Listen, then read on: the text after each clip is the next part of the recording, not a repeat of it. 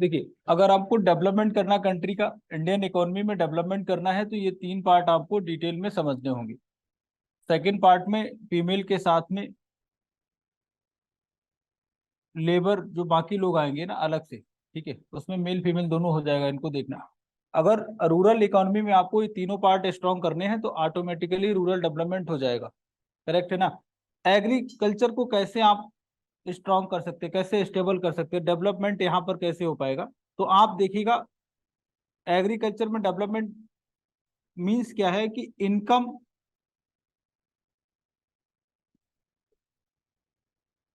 From agriculture अगर ये rise हो जाए, इट मीन्स कि डेवलपमेंट हो रहा है ना? यही तो पहचानेंगे, बेसिक पहचान क्या है? इनकम फ्रॉम एग्रीकल्चर अगर ये राइज हो जाए, इट मीन्स कि डेवलपमेंट ऑफ एग्रीकल्चर स्टार्ट है, हो रहा है। तो हमारे यहाँ पर इनकम क्यों नहीं ग्रो कर पाती फार्मर्स की? कौन कौन से रीजन है? बेसिक रीजन बिहाइंड की, हमारा जो फार्मर है वो पुअर रहता है, गरीब ही रह जाता है। क्यों? उसकी इनकम राइज नहीं करती। जैसे for example UP and Bihar, मिट्टी बहुत फर्टाइल है, कोई डाउट नहीं, बट वहां पर कैपिटा इनकम बहुत ही कम। एग्जांपल बिहार में देखेंगे, मिनिमम पर कैपिटा इनकम 50,000, 50,000, जबकि maximum per capita income in India कितना है? 5.5 लाख। 5.5 लाख और 50,000 में डिफरेंस है ना? जबकि बिहार में जो फर्टाइल लैंड का एरिया है बहुत ज्यादा है, फिर वहां का फार्मर क्यों टेंशन में है? उसकी इनकम नहीं बढ़ पा रही, गरीब है, पॉवर्टी के ट्रैप में फंसा हुआ है, उससे निकल नहीं पा रहा है ना? तो नंबर वन क्या है? इनकम। आपको देखिए, एग्रीकल्चर में डेवलपमेंट कैसे कर सकते हैं? Number one, credit system strong करिए। क्रेडिट सिस्टम इट मीन्स कि लोन टाइम पर मिले फार्मर्स को, ठीक है ना? लोन क्यों? अगर आप ऑन टाइम लोन प्रोवाइड करेंगे, इट मीन्स कि सीड्स अवेल कर पाएंगे, इरिगेशन, फर्टिलाइजर, ये सब इनपुट है। इनपुट ऑन टाइम मिलेगा तो प्रोडक्शन ऑटोमेटिकली बढ़ेगा। फार्मर्स के पास पैसा ही नहीं, ठीक है? और क्रेडिट या लोन की बात करेंगे, ये भी होना चाहिए किस तरीके से? इंस्टीट्यूशनल। ऐसा क्यों हम लोग बात कर रहे हैं? क्योंकि लोन के लिए या तो आप स्टेट बैंक ऑफ इंडिया जा सकते हो, किसी भी बैंक जा सकते हैं, या फिर प्राइवेट लोन अरेंज करेंगे। प्राइवेट नहीं करना चाहिए क्योंकि वहां पर जो इंटरेस्ट है ना, वो पर मंथ होता है। जैसे सपोज करो 5% रेट ऑफ इंटरेस्ट है, इट मीन्स कि 5% आपको पर मंथ पे करना है।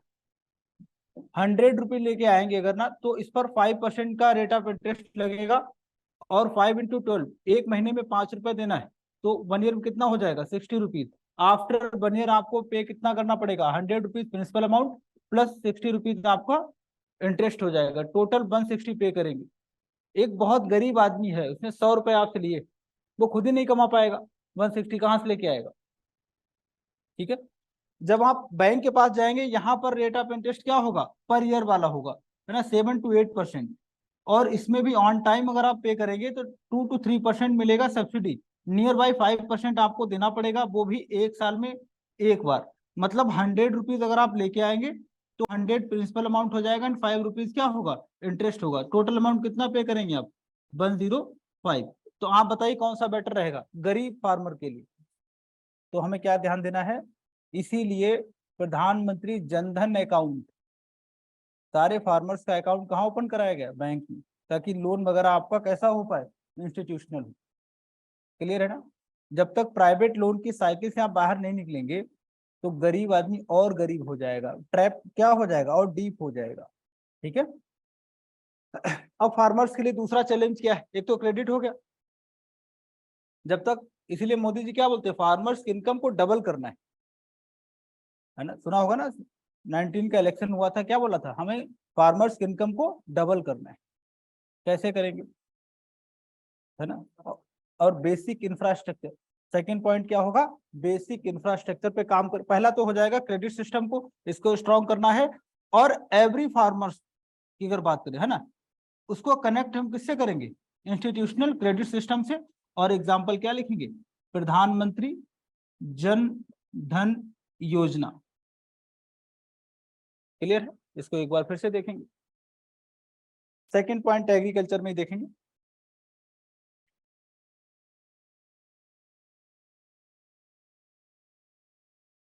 Rural infra.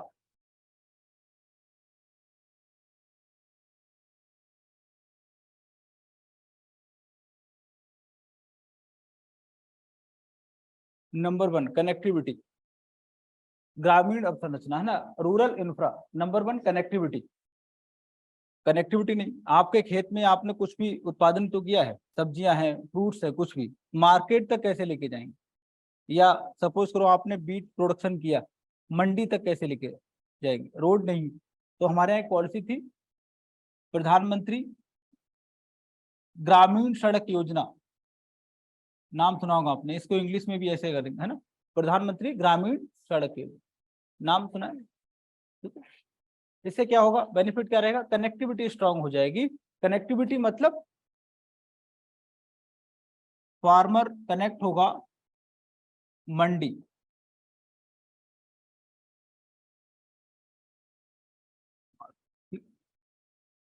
सेकंड पॉइंट,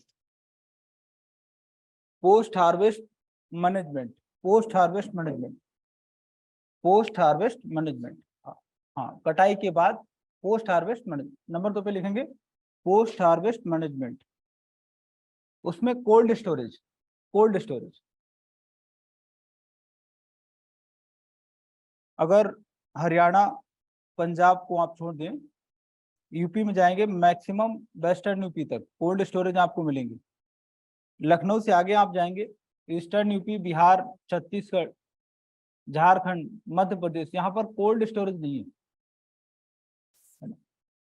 नुकसान क्या है इसकी, डिमेरिट्स क्या क्या है, लोगों को क्या नुकसान होता है? जैसे मान लिया हम लोग सारे फार्मर्स और अपने खेत में टमाटो लगाया, ठीक है, टमाटो लगा दिया, एक ही टाइम पर सबके यहाँ पर हार्वेस्टिंग होगी, टमाटो तैयार होगा सेम टाइम पर सबके खेतों में, बहुत सारा टमाटो हो जाएगा। डिमांड तो लिमिटेड है और कनेक्टिविटी हमारी है नहीं।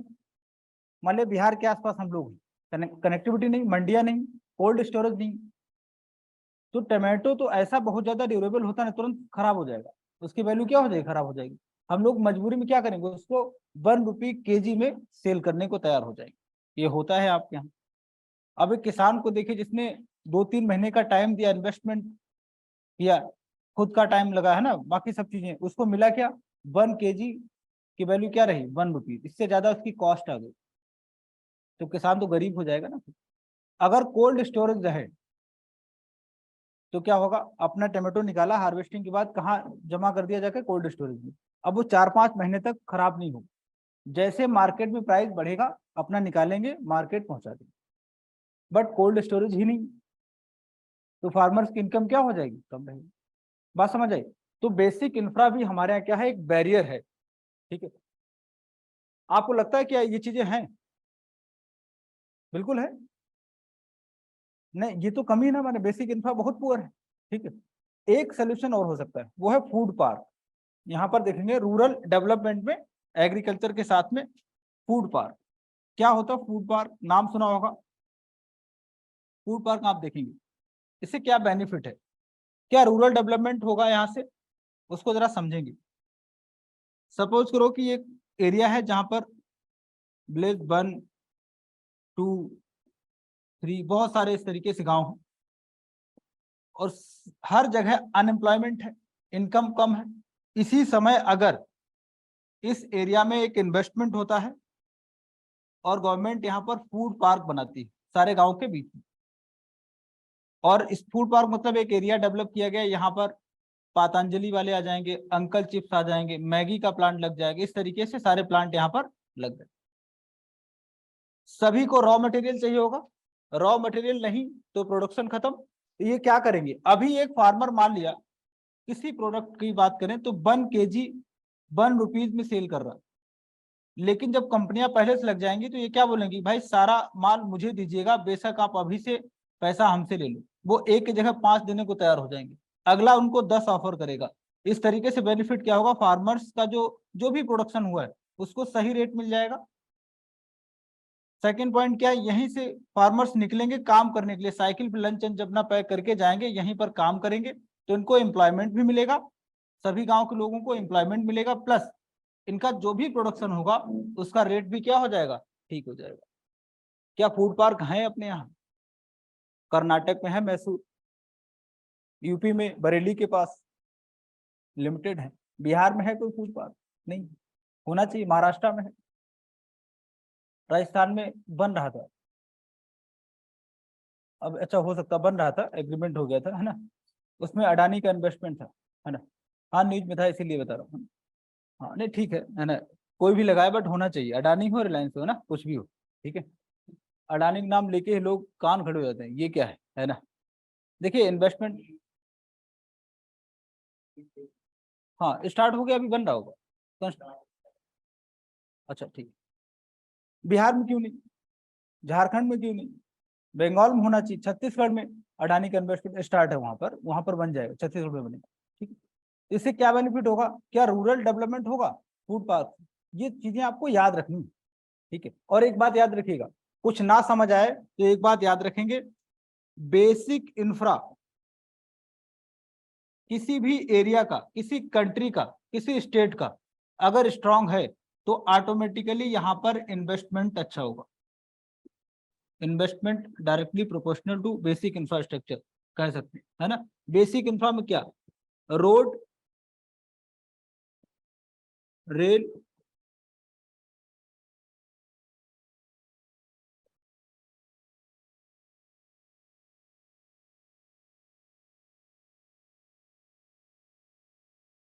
अगर ये सारी चीजें अच्छी क्वालिटी की है, ऑटोमेटिकली इन्वेस्टमेंट का साइज क्या हो जाएगा।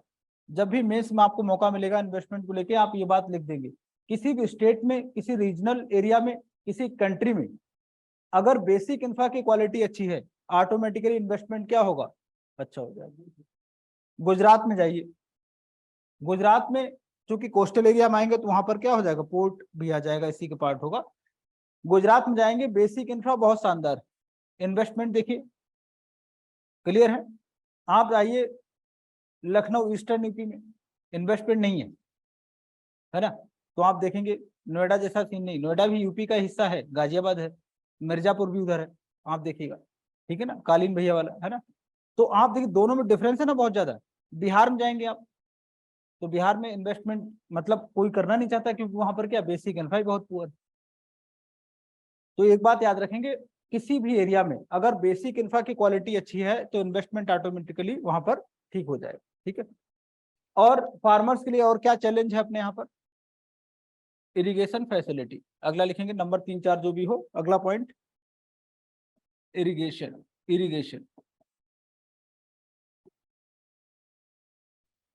इसके लिए एग्जाम्पल आप अभी कर सकते हैं ना, एग्जाम्पल अगर लिखें तो यूपी का एग्जाम्पल आप दे सकते हैं, तेलंगाना का दे सकते हैं, दो एग्जाम्पल्स रहेंगे। यूपी का मैं बता रहा हूँ, केन वेतवा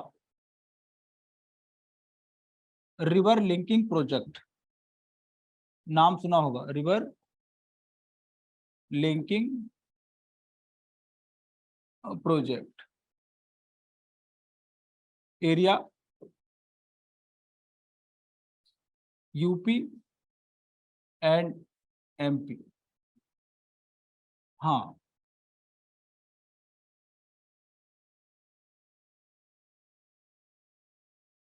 ऑब्जेक्टिव,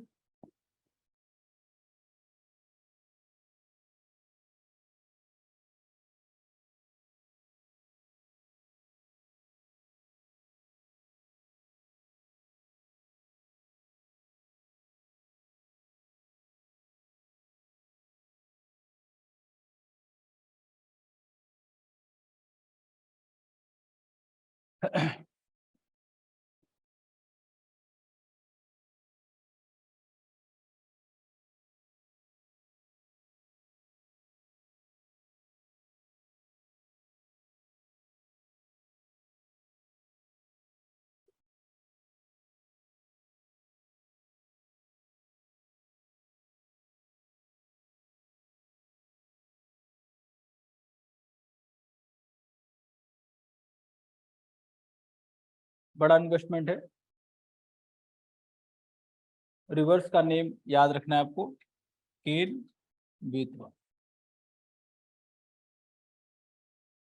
आप एग्जाम्पल लिख सकते हैं। दूसरा एग्जाम्पल है तेलंगाना गवर्नमेंट का है, नोट कर लिया।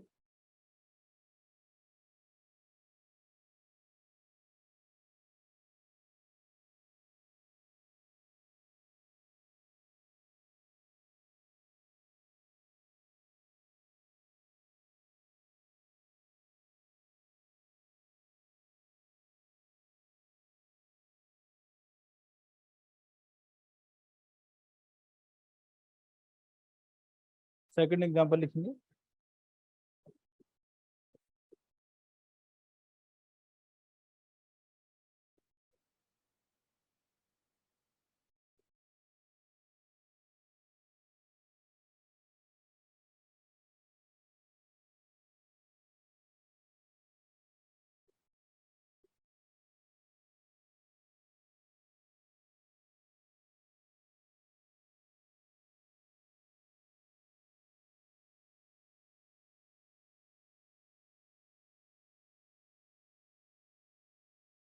कौन सी नदी है? गोदावरी। और गोदावरी के साथ में एक और रिवर है, यूपीएससी पीटी का क्वेश्चन है ये, प्राणहिता। जहां पर दोनों रिवर्स मिलती है ना, वहीं पर ये प्रोजेक्ट है आपका। गोदावरी के साथ में आपको प्राणहिता याद रखना है। 2 टाइम्स यूपीएससी पीटी ने पूछा है क्वेश्चन, मैच करा लिया। इस बार अभी यूपीपीसीएस का हुआ तो उन्होंने पूछ लिया। Pranhita is the tributary of Godavari. जहां पे दोनों मिलेंगे वहीं पर ये प्रोजेक्ट डेवलप किया गया। और इसका ऑब्जेक्टिव क्या है?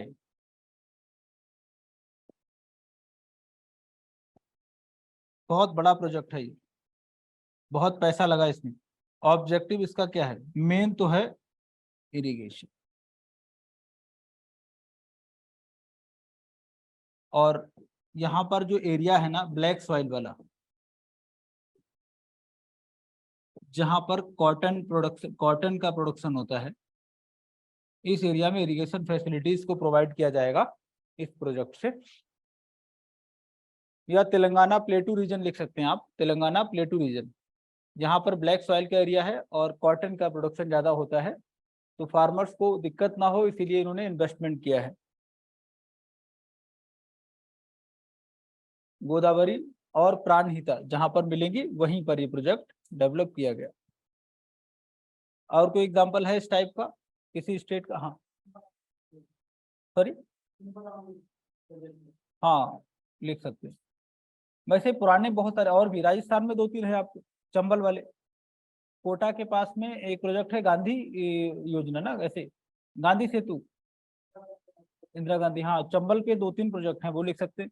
बिहार में जो नया अभी बना है कोसी मेची, नाम सुना है? कोसी मेची बिहार का है ना। असल में क्या देखिए, ये बड़े पुराने से हैं, यहाँ पर पूरा डेवलपमेंट चल रहा है ना।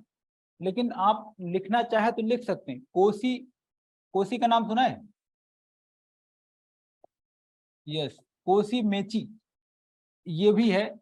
बट ये 2 लिखना काफी है, बाकी जीएस में पढ़ेंगे ही सारा कुछ, है ना। तो ये सब काम किया जाएगा अगर, है ना, तो एग्रीकल्चर में फार्मर्स की इनकम को हम बढ़ा सकते हैं। बस एक चीज और देख लीजिएगा, यहाँ तक क्लियर है? नोट कर लिया आपने? मंडी, मंडी का इंपॉर्टेंस क्या है ये आपको समझना है। और एग्रीकल्चर का डेवलपमेंट करने के लिए आप देखेंगे, अगर मंडी से कनेक्टिविटी स्ट्रांग हो जाएगी फार्मर्स की, तो उनको सही प्राइस मिलेगी, है ना। हर जगह मंडी जो संख्या है, जो नंबर है, बहुत कम है।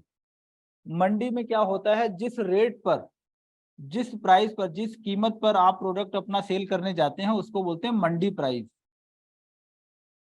मंडी प्राइस। और मंडी प्राइस की बात करेंगे, फार्मर्स के लिए बेनिफिशियल होता है, क्योंकि मंडी की बात करें, जैसे मान लिया अगर दिल्ली के आसपास देखें, तो दिल्ली के आसपास अगर आप देखें, एक मेरठ है, मेरठ में मंडी होगी, एक हापुड़ में होगी, एक दिल्ली में। हो सकता है कि अगर गेहूं की बात करें तो दिल्ली मंडी, दिल्ली में अगर इसका प्राइस सपोज करो कि 2000 रुपीज पर क्विंटल है, तो हो सकता है मेरठ में जो अगली मंडी है इसका प्राइस हो जाए 2002 रुपीज पर क्विंटल। बहुत ज्यादा डिफरेंस नहीं होता, लेकिन थोड़ा थोड़ा होता है। ठीक है, मंडी में थोड़ा सा डिफरेंस रहता जरूर है। बड़े किसानों के लिए बेनिफिट यहाँ से ज्यादा होता है। और कल अगर ट्रांसपोर्ट वालों ने हड़ताल कर दी या पेट्रोलियम का प्राइस बढ़ गया, इट मीन्स कि जो ट्रांसपोर्ट का जो कॉस्ट हो जाएगा वो बढ़ जाएगा मंडी वालों के लिए। वो क्या करेंगे, इसमें 2 रुपए माइनस कर देंगे आप। मंडी प्राइस डेली ऊपर नीचे होता है। अगर आपको लोकल न्यूज़पेपर कभी मिले, जब भी आप गांव में जाएं, कभी लोकल न्यूज़पेपर पढ़ा किसी ने, लोकल यूपी बिहार राजस्थान का, कभी एक कॉलम आता होगा मंडी भाव, देखा कभी नहीं? मंडी भाव डेली चेंज होगा, चाहे 10 पैसे का चेंज हो, बट लगभग डेली होता है। बट बेनिफिट क्या है, इस मंडी कैंपस में जितने लोग बैठते हैं वो सब क्या होते हैं, गवर्नमेंट के एजेंट होते हैं। आपके साथ फर्जीवाड़ा कुछ नहीं होगा, सही प्राइस आपको मिलेगा, मंडी प्राइस पर जो है खरीद की जाएगी। ये गवर्नमेंट की नजर में होता है। मंडी प्राइस टोटल जो है स्टेट गवर्नमेंट की नजर में होता है। मंडी को रेगुलेट कौन करता है? State government. ISPT 2015 क्वेश्चन पूछा गया था, मंडी का रेगुलेशन कौन सी गवर्नमेंट करती है? स्टेट गवर्नमेंट करती है। ठीक है, तो गवर्नमेंट की नजर में रहेगा क्या भाव चल रहा कैसे। जैसे मान लीजिए जब आपका सिलेक्शन होगा तो डायरेक्ट तो आप IAS नहीं बनेंगे, पहले आप SDM बनेंगे। ठीक है ना, तो SDM आप देखेंगे, आपकी विजिट होगी मंडी में। मंडी में जाएंगे, सब कुछ देखते हैं, चेक करते हैं कि कौन सा प्रोडक्ट जो है किस रेट पर चल रहा है। तो कभी भी आप विजिट कर सकते हैं, करते हैं, है ना, ताकि रेगुलेशन होता रहे, फार्मर्स के साथ कुछ गलत ना हो। ठीक है, तो मंडी होना चाहिए ना, इसके लिए बिहार मंडी नहीं, मंडी है 50 किलोमीटर दूर। छोटा किसान बैलगाड़ी से 50 किलोमीटर दूर जाएगा? नहीं जाएगा। तो कोई लाला टाइप आता है, किसी भी रेट में सारा कुछ परचेज करके चला जाता है।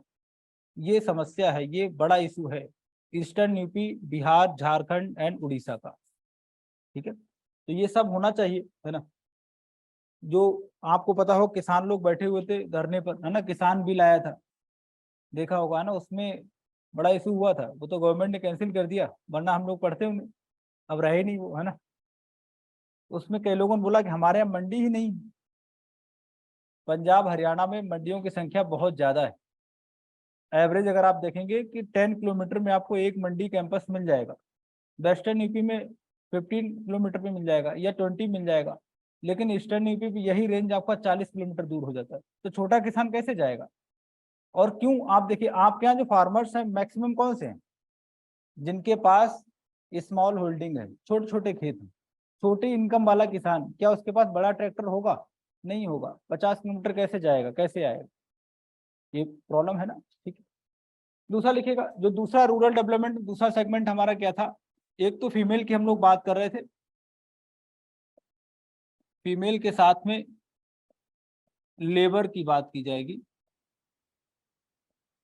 देखिए फीमेल को अलग से क्यों रखा जाएगा, क्योंकि ये भी ह्यूमन रिसोर्स का पार्ट है। और अगर काम करेंगे किसी फैमिली वाले मेल और फीमेल, देखिए फैमिली का कंपोजिशन देखिए, मेल और फीमेल दोनों होते ना। अगर दोनों वर्किंग है तो इनकम ऑटोमेटिकली क्या हो जाएगी, डबल हो जाएगी। बट एक काम करने कहाँ जाएंगे, ये तो बताइए। गांव में कुछ ऐसी व्यवस्था ही नहीं, तो कुछ कोशिश ऐसी की जाएगी जिससे फीमेल्स को भी काम मिले। क्या कुछ ऐसा किया गया? किया गया है स्टैंड अप स्कीम, याद है ना। SC ST फीमेल को नरेगा में रिजर्वेशन कितना है, 33%। लास्ट वाली क्लास में डिस्कस किया होगा, है ना। तो ये सारी चीजें माइंड में रखा करो। राहुल बाबा क्या कहते हैं, हम क्या करेंगे, इंपावरमेंट करेंगे ना। कैसे करेंगे, तो बताया है। स्टैंड अप स्कीम है आपकी, इसमें लोन मिलेगा, अपना काम स्टार्ट करिए। ठीक है, और दूसरा क्या हो जाएगा, 33% रिजर्वेशन किस किस स्कीम में है, मनरेगा।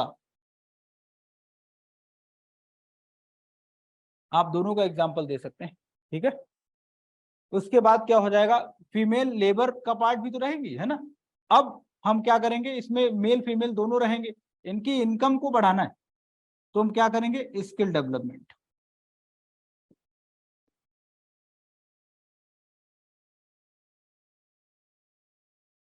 इनकम कैसे इंक्रीज की जा सकती है, स्किल डेवलपमेंट। कोई पॉलिसी ऐसी है जो ये काम कर रही है?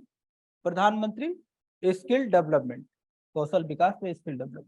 ठीक है, बात को समझ आ रही नहीं?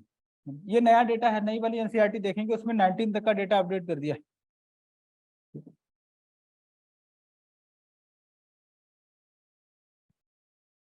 लोगों की इनकम आप कैसे और इंक्रीज कर सकते हैं? एक तो यह है एम्पावरमेंट किसका कर दें हम, फीमेल्स का। कैसे कर सकते हैं? स्टैंड अप के थ्रू लोन प्रोवाइड करके। दूसरा क्या हो जाएगा, 33% रिजर्वेशन है ऑलरेडी किसमें, मनरेगा में, ठीक है। और क्या हो सकता है, एक चीज और है जिससे लोगों का वेलफेयर हो सकता है, वो क्या है, इनको हम सब्सिडी प्रोवाइड कर सकते। कोई काम करेगा तो उसको क्या मिल जाएगा, सब्सिडी मिल जाएगी ना, सब्सिडी। फीमेल्स को क्या क्या चैलेंजेस फेस करने पड़ते हैं नया काम स्टार्ट करने में, बताइए सोच के। रूरल इकोनॉमी का हिस्सा जो लोग हैं, जो फीमेल्स हैं, उनको कौन कौन से चैलेंजेस फेस करने पड़ते हैं? नहीं, सारे सोचिए फिर बताइए। गांव में अगर कोई फीमेल है अपना कोई काम स्टार्ट करना चाहे तो कौन कौन से चैलेंज होंगे, ठीक है, वो सारे बताइए। सोशल, जैसे सोशल वेल, करेक्ट, एग्जाम्पल।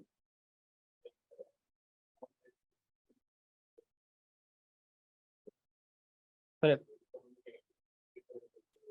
ठीक।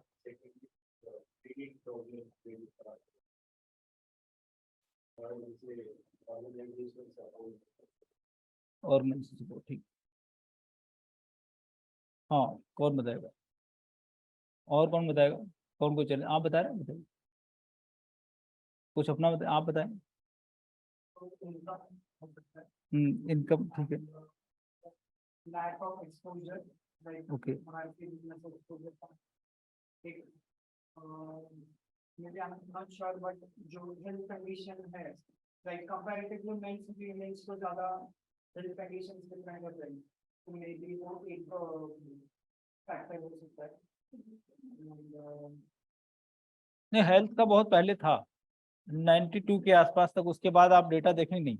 हमारे यहाँ नॉर्थ इंडिया में एक कल्चर ये था ना कि जितने फैमिली मेल मेंबर्स खा लेंगे ना, फूड वगैरह जो भी लंच डिनर कुछ बनेगा, उसके बाद फीमेल खाती थी। नॉर्थ इंडिया की प्रैक्टिस थी ये। फैमिली के सारे मेल जब सारा खाना खा लेंगे, उसके बाद जो भी बचेगा वो कौन खाएगा, फीमेल। और उनको ऐसे स्टोरी सुनाते थे, अगर ऐसा करोगे तो आप क्या है, बहुत आइडियल लेडी, ऐसे उनको पट्टी पढ़ा के रखते थे, है ना। हाँ, ये पट्टी पढ़ाना ही है, मतलब पूरे महीने से खाना बना कौन रहा, मतलब पालक पनीर बना और मेल मेंबर सारे आए, सब टूट पड़े एक साथ, खत्म, मतलब खत्म कर दिया, कुछ नहीं बचा। फीमेल्स क्या करेंगी फिर, कैचअप भी नहीं उस समय, कैसे खाओगे। तो उनकी बॉडी में सच में न्यूट्रिशन की कमी रहती थी, इसलिए आप देखेंगे डेथ रेट फीमेल्स का ज्यादा था। 92 तक की हम लोग बात करेंगे। उसके बाद आप देखेंगे ह्यूमन डेवलपमेंट इंडेक्स जब आया है, महबूबुल हक, लास्ट वाली क्लास में बताया होगा, उसके बाद काफी रिफॉर्म आया है। और देखिए, ये तो हमारे यहाँ इंडियन कल्चर में एक चीज है, फीमेल्स के लिए, गर्ल्स के लिए बहुत ज्यादा बैरियर्स थे। अब तो आप लोग जिस टाइम पे हैं, बहुत अच्छा टाइम है। 30 ईयर्स बैक जाइए, किसी के घर में किसी लड़की के जन्म होता था ना, तो ऐसे पता नहीं क्या हो गया, पूरे घर की लाइट्स ऑफ, सब रो रहे बैठे हुए, ये क्या हो गया। ये शायद आपने दादा जी से, नाना जी से सुना हो, या कभी घर पे बात करना, ये कंडीशन होती थी। और एजुकेशन ने सब कुछ बदल दिया। अभी आप देखिएगा बच्ची, मतलब पहले बर्थडे मनाता नहीं कोई, लड़की के नाम पर ना उनका डेट भी नहीं याद होती थी, उसका जन्म कब हुआ। आप जाइए गांव में चेक कर लीजिए, यही होगा। और आज की डेट देखिए उसका बर्थडे भी मनाते हैं। तो एजुकेशन सिस्टम ने सब कुछ चेंज किया है। और आप देखिएगा अब हम लोग इनको क्या बोल रहे हैं कि इन्वेस्टमेंट करिए, आपको लोन मिलेगा। नरेगा में आपका क्या हुआ, रिजर्वेशन दे दिया 33%। तो धीरे धीरे क्या होगा, इनका ग्रो करेंगे लोग, है ना। फीमेल्स का ग्रोथ अगर होगा, जिस फैमिली में फीमेल्स का ग्रोथ तेजी से होता है, वो पूरी फैमिली डेवलप हो जाती है अच्छे से, है ना। बहुत सारे रीजन इसके होते हैं, है ना। इसीलिए लोग बोलते हैं, एक स्लोगन था कि पढ़ी लिखी, मतलब मोदी जी ने नहीं, मोदी से पहले बोला गया था, मनमोहन जी के टाइम पर, पढ़ी लिखी लड़की रोशनी घर की, ये लाइन है, हिंदी में ही बोला गया था। इसका मतलब क्या, घर में अगर लड़की आपकी एजुकेटेड है तो पूरा फैमिली आपका क्या हो जाएगा, सही ट्रैक पर आ जाएगा। ये बात भी ठीक है ना। उसके बाद आप देखिएगा, है ना, एग्रीकल्चर में एक रिफॉर्म तेजी से आपको मिलेगा। ये तो दो काम करने के बाद में रूरल इकोनॉमी में जो तेजी से चेंज होगा एग्रीकल्चर में, और वो है आपका ऑर्गेनिक फार्मिंग की तरफ। तो ये बात, ऑर्गेनिक फार्मिंग क्या है ये हम लोग शायद डिस्कस कर चुके हैं, बट थोड़ा सा मैं आपको बता दे रहा हूँ, इस यूनिट में भी नाम है ना। ऑर्गेनिक फार्मिंग क्या है ना? फार्मिंग विदाउट केमिकल फर्टिलाइजर्स, है ना, सिंपल है। बेनिफिट्स क्या क्या होंगे इसके? बेनिफिट्स, हाँ, थोड़ा सा ऐसे हेडिंग डालेंगे, ऑर्गेनिक फार्मिंग एंड नंबर 1 लिखेंगे benefits of organic farming. Benefits of organic farming number 1, क्या लगता क्या होगा? एक तो बेटा नंबर 1 लिखेंगे वाटर पॉल्यूशन, ठीक है। सेकंड पॉइंट सॉइल पॉल्यूशन,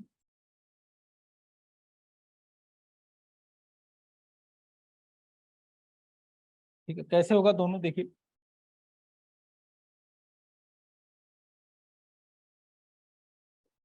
ये एग्रीकल्चर की कोई साइट है, मान लिया ये फार्मिंग साइट है, खेत वेत है, यहाँ पर सब कुछ क्रॉप वगैरह आप कर रहे हो, है ना। और ये कोई वाटर बॉडी है, लेक वगैरह है ना।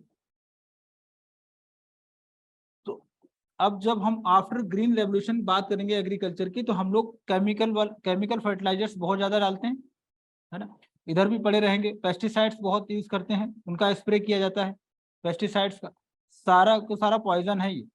जब भी ओवर इरिगेशन होगा तो ये सारा पानी सब अपने साथ क्या लेके जाएगा? पेस्टिसाइड्स भी जाएंगे और केमिकल फर्टिलाइजर्स, ये किसी न किसी वाटर बॉडी में ही जाता है। और यहाँ की अपनी इकोलॉजी है ना, जो वाटर कंटेंट है इस पानी में वो सब क्या हो जाएगा, इसमें पॉल्यूशन आ जाएगा, है ना।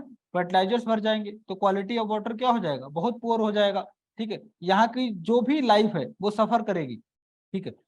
दो टेक्निकल नेम है, BOD and COD। BOD biochemical oxygen demand and COD chemical oxygen demand, ये इंक्रीज हो जाएगा। ISPT 2018 पूछा गया था, COD का लिंक किससे है? Water pollution.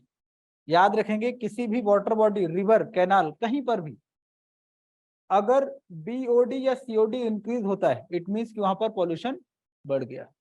तो इसका लिंक किससे है? फुल फॉर्म लिख लीजिएगा, biochemical oxygen demand and chemical oxygen demand.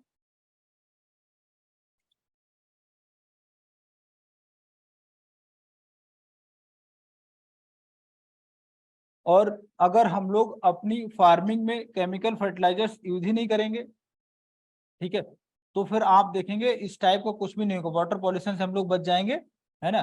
तो वाटर पॉल्यूशन नहीं होगा और सॉइल पॉल्यूशन भी अपना नहीं होगा। इसीलिए हमें किस पर फोकस करना है? Organic farming.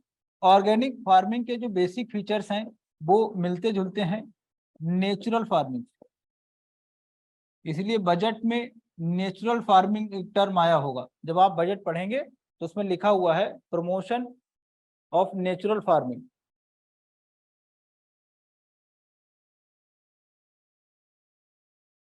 थर्ड बेनिफिट क्या होने वाला है? ह्यूमन हेल्थ इंप्रूव होगा।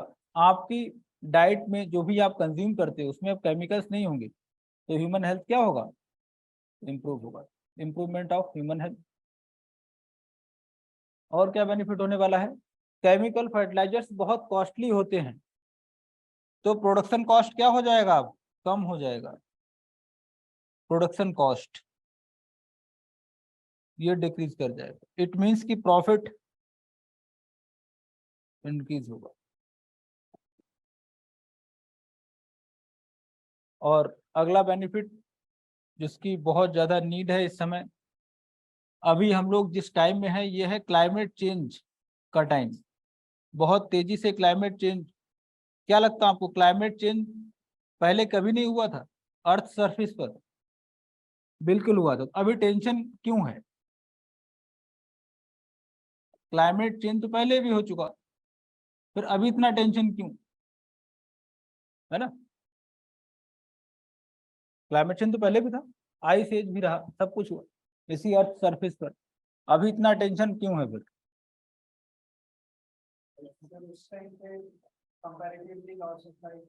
ना एक्चुअल में एक चीज जैसे हर चीज का एक रेट होता है ना, उसी से चीजें होती। छोटा बच्चा है, क्या वो हमेशा इतना ही रहेगा? लेकिन रात सोने गया तो इतना था, उठा इतना हो गया, तो लोग डर जाएंगे, पूरा मीडिया कवर करेगा ये क्या हो गया, है ना।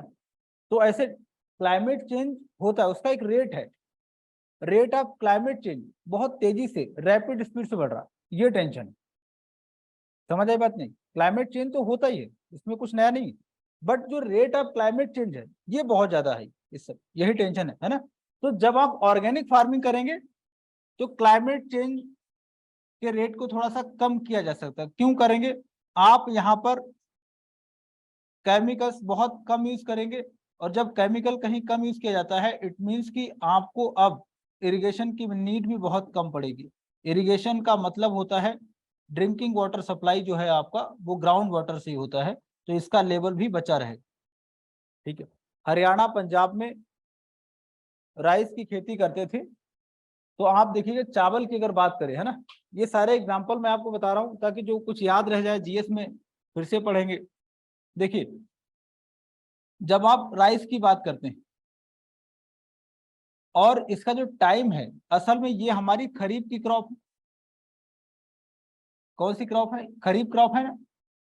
कब लगाते हैं, मतलब इसका टाइम पीरियड क्या है? जून या जुलाई से स्टार्ट होता है और अक्टूबर नवंबर तक का टाइम पीरियड किसका है? खरीफ का है। हमारे यहाँ पर मानसून कब एंटर करेगा? जून में। यही होता ना, जून में। देखिए, अगर आप इंडिया की बात करें तो ये हमारा साउथ वेस्ट मानसून, डायरेक्शन के हिसाब देखेंगे क्या हो जाएगा, साउथ वेस्ट मानसून एंटर कब करेगा? जून। जून में केरल को हिट करता है। ठीक है, साउथ वेस्ट मानसून है, और ये जब तक ऊपर आएगा तो लगभग 15 से 20 जून का टाइम होता है, और अच्छी खासी बारिश आपको मिलती है।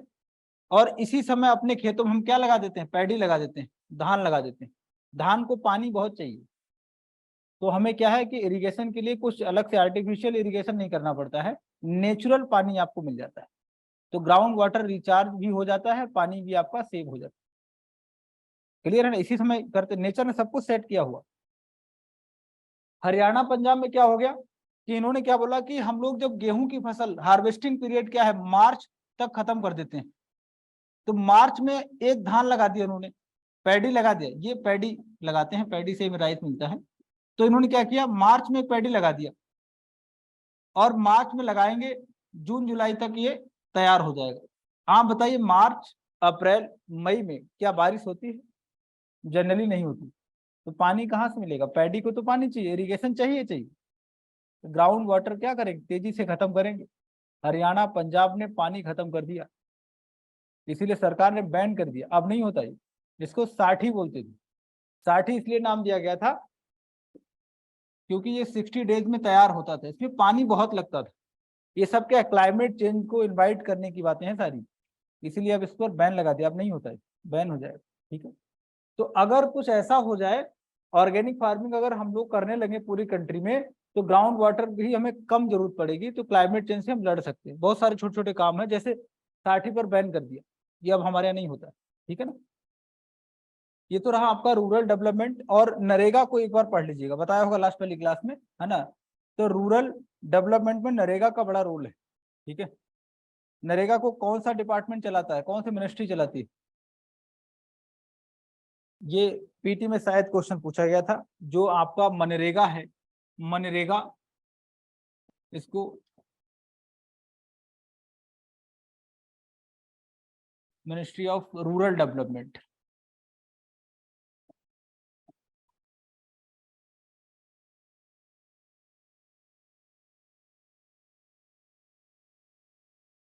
मनरेगा को किसी ने गेम चेंजर भी कहा था, डॉक्टर मनमोहन सिंह।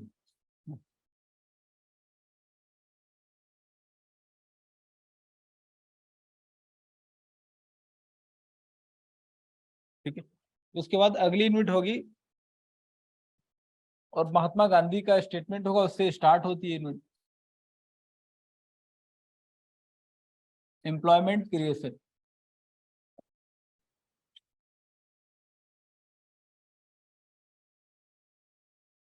तो पहले देखिएगा एम्प्लॉयमेंट क्रिएशन में क्या है। एम्प्लॉयमेंट ग्रोथ, है ना, एम्प्लॉयमेंट क्रिएशन पे ही है ना। अब महात्मा गांधी ने एक लाइन बोली थी कि अगर हम लोग नहीं ध्यान देंगे,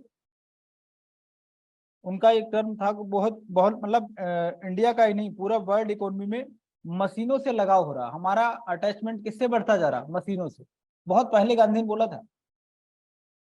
आप सोचिए महात्मा गांधी को कितने मतलब वो एज ए थिंकर, भारत में उनसे बड़ा थिंकर नहीं हुआ, है ना। हम लोग गाली देते हैं, आज देखा होगा नए लोग क्या करते हैं कि गांधी को कुछ भी बोल देते हैं। महात्मा गांधी बहुत बड़े थिंकर है ना। आइंस्टीन तो बोलता था कि लोगों को यकीन ही नहीं होगा कि एक ऐसा इंसान था, है ना, धरती पे आ चुका है। ये सब चीजें पता थी, उनकी एक एक लाइन देखेंगे ना, उससे आप ऐसे लिखिएगा नंबर मिलेगा, ठीक है। तो उन्होंने क्या बोला था कि मशीनों के लिए जो पागलपन हमारा है ना, एक दिन ऐसा हो जाएगा लोगों को काम से बाहर कर देगा। हर जगह मशीनें होंगी, अगर आपने कंट्रोल नहीं किया तो एम्प्लॉयमेंट किसके पास चला जाएगा, मशीन के पास। और जब किसी को काम ही नहीं मिलेगा तो पैसा कैसे आएगा। जब इनकम नहीं होगी तो आपकी बेसिक नीड्स फुलफिल कैसे होंगी। तो बहुत सारे लोग ऐसे ही मर जाएंगे, हंगर फैलेगा बहुत तेजी से। ये गांधी ने बोला था, पढ़ना जाके इसी यूनिट में मतलब स्टार्टिंग में लिखा, घर पे पढ़िएगा, है ना। और आप देखिए इनकम की जब आप बात करेंगे ना, तो कई बार आपके बचपन में मन में शायद ख्याल आया हो कि हम लोग इतनी मेहनत क्यों करते हैं, सरकार ऐसे पैसे प्रिंट करके डिस्ट्रीब्यूट कर दे। मन में आया कभी ऐसा आइडिया कि पैसा ऐसे बांट दिया जाए। कभी ऐसा लगा होगा बचपन में, नहीं। सपोज करो आपकी बात, आपके मन की बात कार्यक्रम में मोदी जी ने सुन ली। एक कार्यक्रम आता है ना मन की बात, उसमें आपकी बात सुन ली और एक कंडीशन लगाया कि जिसके पास आधार कार्ड होगा उसको 1 लाख रुपीज पर मंथ मिलेगा। तो ये सुनने के बाद कैसा लगे, थैंक यू मोदी जी, है ना, लिख के भेजेंगे। लेकिन अब देखिए इकोनॉमी कैसे काम करेगी। आधार कार्ड आपके पास भी है, मेरे पास भी, जो चाय बेचता उसके पास भी, रिक्शा चलाता उसके पास भी, मेट्रो का ड्राइवर उसके पास भी। अब पैसे लेके आप पढ़ने आओगे, नहीं पढ़ने आओगे, मैसेज करूंगा कहाँ हो, मोबाइल स्विच ऑफ। मैं पढ़ाने आऊंगा, नहीं पढ़ाने आऊंगा, क्यों टेंशन लूं, घर पे बैठूंगा, 1 लाख ठीक है, लाइफ चलेगी, है ना।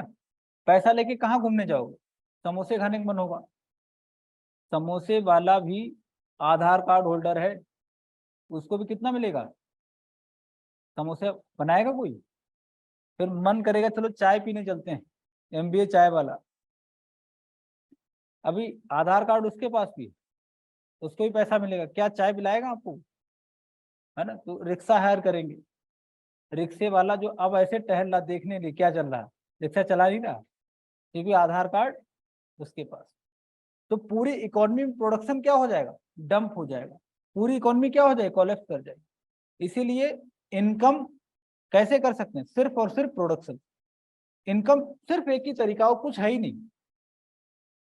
अगर कोई और तरीका है, कोई और मेथड जिससे आपको इनकम रिसीव होता है, इट मीन्स वो इलीगल है। सिर्फ एक ही तरीका ढंग से है, वो क्या है, प्रोडक्शन। इनकम विदाउट प्रोडक्शन वो इलीगल होगी, ठीक है। तो इनकम कैसे होनी चाहिए, प्रोडक्शन।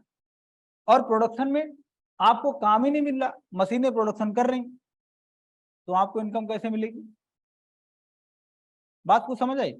इनकम का एक ही सोर्स है, वो क्या है, प्रोडक्शन। और इनकम विदाउट प्रोडक्शन वो लीगल हो ही नहीं सकती, पॉसिबल ही नहीं, बिल्कुल, है ना, इलीगल इनकम हो जाएगी।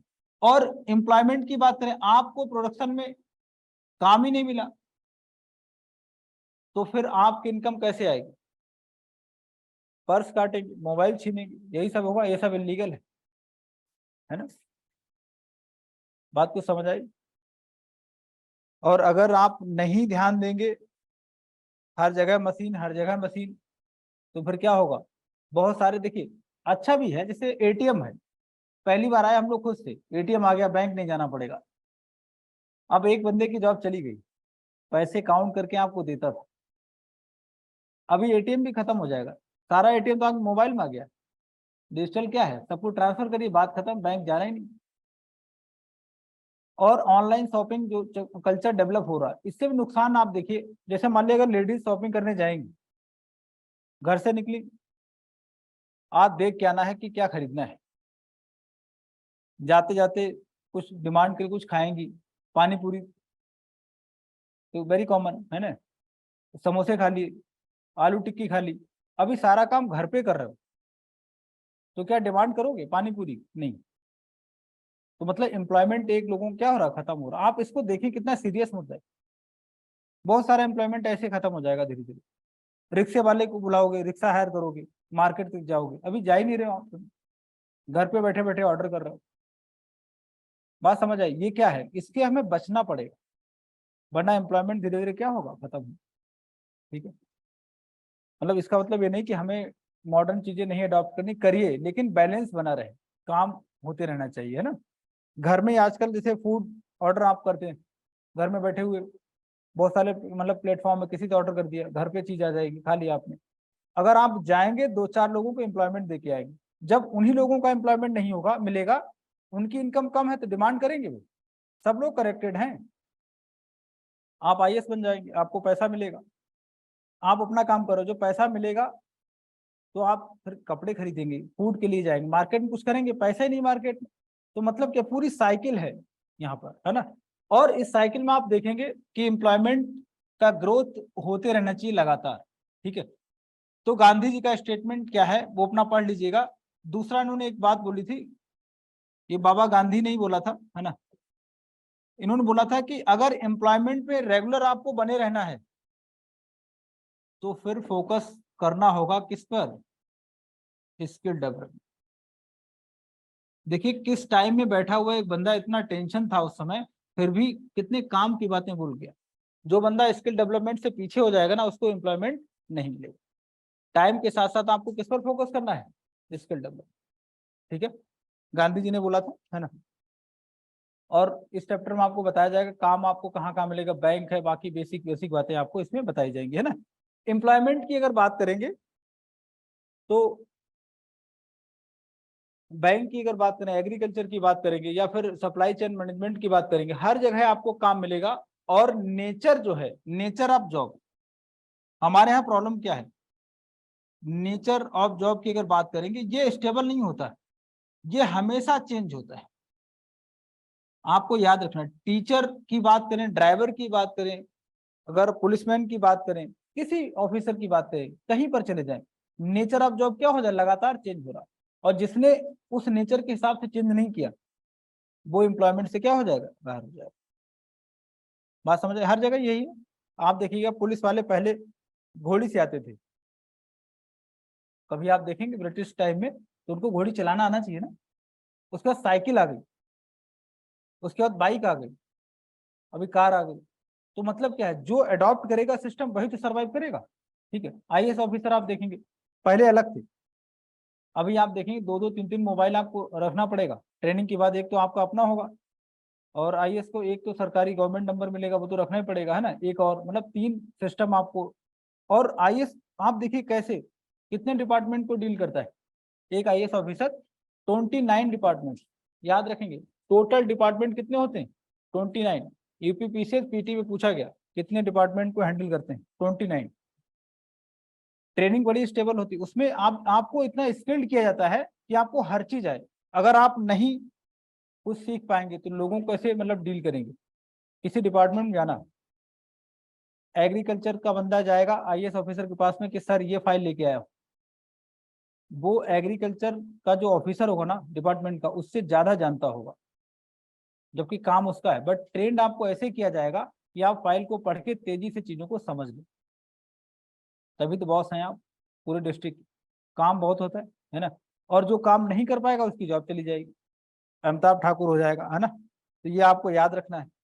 अब इसमें हालांकि नहीं बताया, टर्म यूज नहीं किया है, अगले वाले एडिशन में आ जाएगा। इंडियन इकोनॉमी को गिग इकोनॉमी में कन्वर्ट किया जा रहा, ये टर्म शायद आपने सुना हो। हमारी इकोनॉमी किसमें कन्वर्ट कर रहे हैं, गिग इकोनॉमी। गिग इकोनॉमी क्या होती है, जहां पर नेचर ऑफ वर्क क्या हो या जॉब वो परमानेंट ना हो, कॉन्ट्रैक्ट पर काम मिले। ठीक है ना, ऐसी इकोनॉमी जहां पर मैक्सिमम एम्प्लॉयमेंट टेम्परेरी, वो क्या हो जाएगा, गिग इकोनॉमी। जैसे मान लिया अगर टीसीएस वाले हैं, तो टीसीएस कंपनी की बात करें टीसीएस आईटी सॉल्यूशन प्रोवाइड करती है। तो इसमें जो इंजीनियर रहेगा इसको पहले काम मिलेगा पर मंथ के हिसाब से, जो भी पैकेज मिलेगा वो मिल जाएगा। ठीक, अभी क्या है गिग इकोनॉमी में क्या हो जाएगा, हम डील करेंगे कि आप एक प्रोजेक्ट हमारा कंप्लीट कर दीजिएगा, 1 लाख 2 लाख जो भी है वो हमसे मतलब उतना पेमेंट हम करने को तैयार है, बात खत्म, पेमेंट खत्म, हमारा कॉन्ट्रैक्ट ओवर। फिर कहाँ जाएगा बंदा वो? क्या इंडियन इकोनॉमी तैयार है अभी गिग इकोनॉमी के लिए? बट मोदी जी इसको तैयार कर रहे हैं। हाँ, ये पोस्ट कोविड आप देखेंगे nature of Indian economy gig economy की तरफ बढ़ रहा है ना। ये टर्म अभी नहीं मिला लेकिन आगे वाले एनसीईआरटी एडिशन में ऐड हो जाएगा। ठीक है, चलिए एम्प्लॉयमेंट क्रिएशन इंडिया में कैसे कैसे होता है, तो जरा उसके लिए एक लाइन देखिएगा। एनसीईआरटी में एक मतलब पैराग्राफ आपको मिलेगा, उसको जरा देखिए, मैंने इसको डिकोड किया है एक लाइन में। पहले आप देखेंगे एक फार्मर है, फार्मिंग करेगा, तो यहां से कुछ प्रोडक्शन होगा, इस प्रोडक्शन को मार्केट लेके जाएगा किसी कंपनी के पास, वो कुछ प्रोडक्ट अपना बनाएगा। इस प्रोडक्ट में कुछ नहीं होगा, वैल्यू ऐड किया जाएगा। आप वैल्यू ऐड करेंगे, जैसे मान लिया इसने गेहूं सेल किया, वीट को सेल किया, आशीर्वाद कंपनी से लेके गई गेहूं, उसने आशीर्वाद आटा बना दिया, कंपनी है ना, और उसने वैल्यू एडिशन कर दिया, आपके घर में आ जाएगा। अब यहां से क्या हो सकता कि कोई ऐसी कंपनी है जो ब्रेड बनाती है, वो इससे लेकर जाएगी, ब्रेड बनेगा आगे, और ये ब्रेड आपके घर तक आएगा। मतलब क्या है कि मार्केटिंग के थ्रू या किसी भी तरीके से आपके घर तक, कॉमन मैन तक पहुंचेगा फाइनल प्रोडक्ट के रूप में। अब आप देखेंगे एम्प्लॉयमेंट क्रिएशन कहाँ कहाँ पे हो सकता है। नंबर 1, अगर फार्मर रिच है, रिच कैसे होगा, इनकम ठीक है, तो बहुत सारे लोगों को काम देगा, 2-4 लोगों को काम देगा यहाँ पर। उसके बाद आप मार्केट तक लेके जाओगे तो ट्रांसपोर्ट का यूज करेंगे, यहाँ पर काम मिलेगा, पॉसिबिलिटी है। उसके बाद वैल्यू एडिशन किया जाएगा, यहाँ पर आप देखेंगे जॉब मिलेगी लोगों को। उसके बाद ब्रेड बनेगा तो यहाँ पर भी जॉब मिलेगी आपको, और यहाँ से बन के फिर जो भी कॉमन मैन तक पहुंचाएगा, जो भी आपका सप्लाई चेन मैनेजमेंट होता है, यहाँ पर भी आपको जॉब देखने को मिलेगी। ये सिस्टम होता है, इस तरीके से इंडिया की इकोनॉमी में काम चलेगा, तीनों सेक्टर्स हमारे इसमें शामिल हो जाएंगे, है ना। अगर फार्मर पुअर हो जाए तो बहुत सारे लोग जो गांव में रहते हैं उनको जॉब नहीं मिल पाएगी। अगर हमें पूरे कंट्री का डेवलपमेंट करना है तो हर स्टेज पर लोगों की मदद करनी होगी, सर्वे करते रहना होगा लगातार, है ना। इस तरीके से जॉब का एक चैनल जो है आपको देखने को मिलता है। ठीक है, फार्मर की बात करेंगे जिसका अपना खेत है, तो इसको आप बोल सकते हैं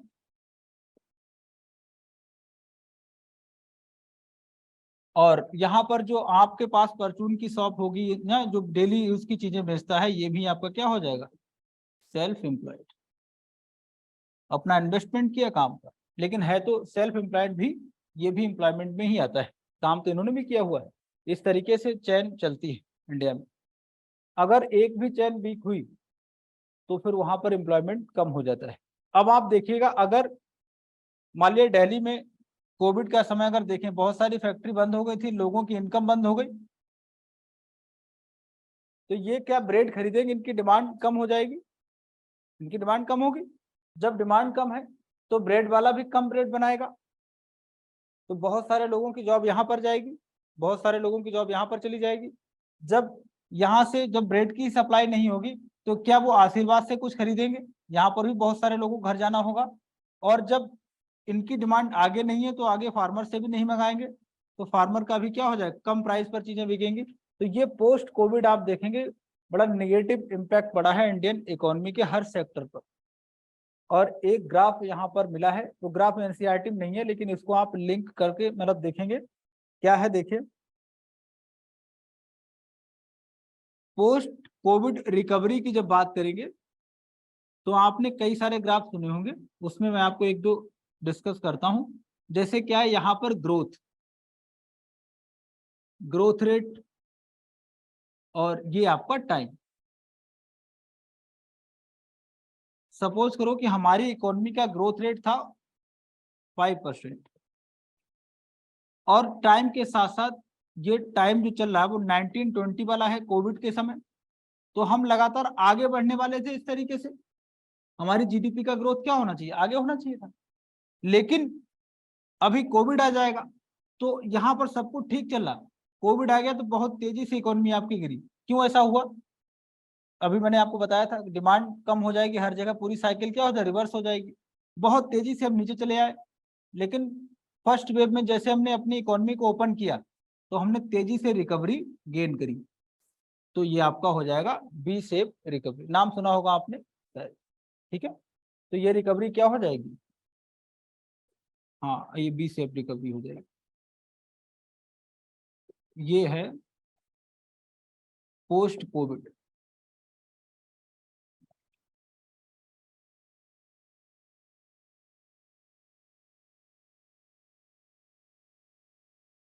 और सेकंड पॉइंट जो देखेंगे, सोसाइटी पर क्या इम्पैक्ट पड़ा है।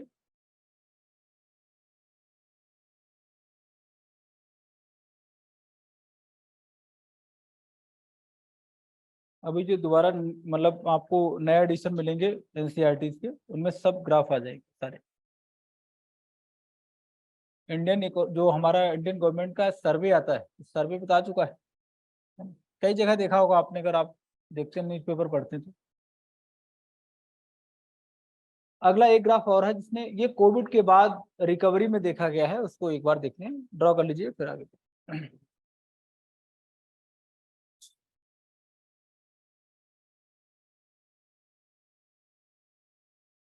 हमारे यहाँ जो सिस्टम है क्या कितना पुअर है, मान लिया मैं लेबर हूँ, और लेबर मतलब यह है कि मैं अनस्किल्ड हूँ, तो अपने हाथ से जो काम करूंगा वही तो काम हो पाएगा। सपोज करो मैं ऑटो ड्राइवर हूँ और एक्सीडेंट हो गया, फिर भी गवर्नमेंट की नज़र में लेबर बना हूँ। जब एक्सीडेंट हो गया है, अब ऑटो नहीं ड्राइव कर सकता कोई, तो अब उसको क्या करिए आप, लेबर की कैटेगरी से हटा दीजिए।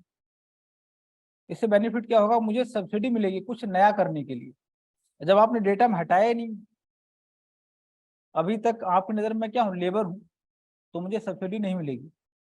और इसीलिए जितने मतलब जो भी एक्सीडेंटल केस हैं उनकी फैमिली की हालत खराब हो जाती है। ये थोड़ी सी कमी है अभी हमारे यहाँ, ये एनसीईआरटी में है, आपको मिल जाएगा। दूसरा ग्राफ देखिएगा,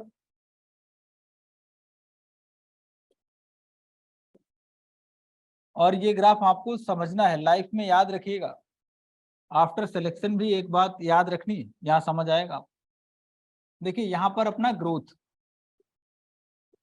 रेट और ये टाइम। सपोज करो कि हमारी सोसाइटी में सब कुछ बहुत अच्छा चल रहा, तेजी से हम लोग ग्रो कर रहे हैं। अभी मान लिया 5% पर सब कुछ ठीक चल रहा, हमारी सोसाइटी में सबका ग्रोथ रेट क्या है, 5%। कोविड आ गया, अब कोविड ने चेंज क्या कर दिया है वो आपको देखना है ना। जो लोग अमीर थे, रिच थे, रिच बंदा, इट मीन्स कि उसके पास पैसा सरप्लस है, नीड के अलावा भी बचा रहेगा। इट मीन्स कि सेविंग्स इनके पास हैं। सेविंग्स अगर हैं तो ये बंदा क्या कर सकता है, पैसा इन्वेस्ट कर सकता है।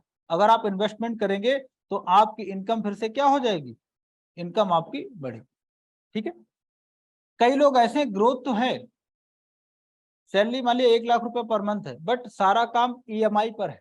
कार ले ली ईएमआई पर, बाइक है ईएमआई पर, आईफोन घर में दो दो है ईएमआई पर, कंप्यूटर है ईएमआई पर, सब कुछ ईएमआई पर चल रहा है। ठीक है ना, घर ले लिया नया ईएमआई पर। और आजकल तो आप अगर घूमने जा रहे हैं ना तो वो भी ईएमआई पर जा सकते हैं। इतनी हालत खराब की हुई है, मतलब इकोनॉमिक नेचर देखिए आप। अगर इंडिया की इकोनॉमी देखें कैसे आपको वो बदल रहे हैं, है ना, पूरी इकोनॉमी को जुआ खेलना सिखा दिया ड्रीम 11 ने। पैसा लगाओ 1 करोड़पति बनी, है ना। मतलब आप नेचर ऑफ मार्केट समझिए किस तरीके चेंज हो रहा है। सुना होगा आपने, बहुत सारे बच्चे पैसा लगाते, शाम हो गए बिजी हो गए पैसा लगाने में, है ना। आज का जो यूथ है वो क्या कर रहा है, घर से बाहर बैठा वो छत पे टीम बना रहा है ना। ये सब चीजें क्या है ना। आप देखिएगा ईएमआई वाले लोगों के पास क्या सेविंग्स रहेंगी, आप बताइए।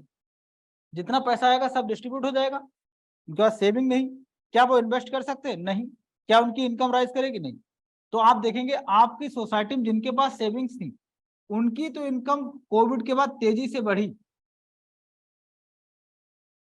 और जिनके पास सेविंग्स नहीं थी, पहले बाइक बिकी, कार बिकी, घर बिका, फ्लैट बिका, तेजी से वो नीचे आए, तो ये कैसे रिकवरी हो गई? यहाँ पर कौन सा शब्द बन जाता है? देखिए, के सेफ रिकवरी, नाम सुना होगा इसका। तो यहाँ पर क्या हो जाएगा, जो भी अमीर लोग थे, जो आपका रिच सोसाइटी है, जो पुअर सोसाइटी, इसके बीच जो गैप है वो बहुत तेजी से इंक्रीज हुआ है पोस्ट कोविड। वर्ल्ड बैंक बोलती है कि 40 लाख ऐसे लोग थे जो मिडिल क्लास फैमिली में आते थे इंडिया में, ये क्या हो गए, ये बीपीएल में आ गए। बहुत बड़ा अमाउंट है। यूट्यूब चैनल देखा होगा बहुत सारे लोग जिनका पैकेज था 1.5 लाख रुपीज का, राजमा चावल गाड़ी में रख के बेच रहे। देखा होगा बहुत सारे लोगों ने चैनल बना लिया, है ना, कई सारे लोगों ने काम किया। इट मीन्स कि लाइफ में जो भी इनकम हो, स्टैंडर्ड साइज ये है, और अगर आप अपनी इनकम का 30 to 30%, 35% अगर ये सेव करके चलते हैं तो कभी भी आपको दिक्कत नहीं आएगी। अपनी इनकम का कितना सेव करना चाहिए? 30 to 35%। ठीक है ना? एक साथ सब कुछ नहीं लेना कभी लाइफ में, ईएमआई मिल जाए तो सब कुछ ले लो, क्या मतलब? ठीक है ना?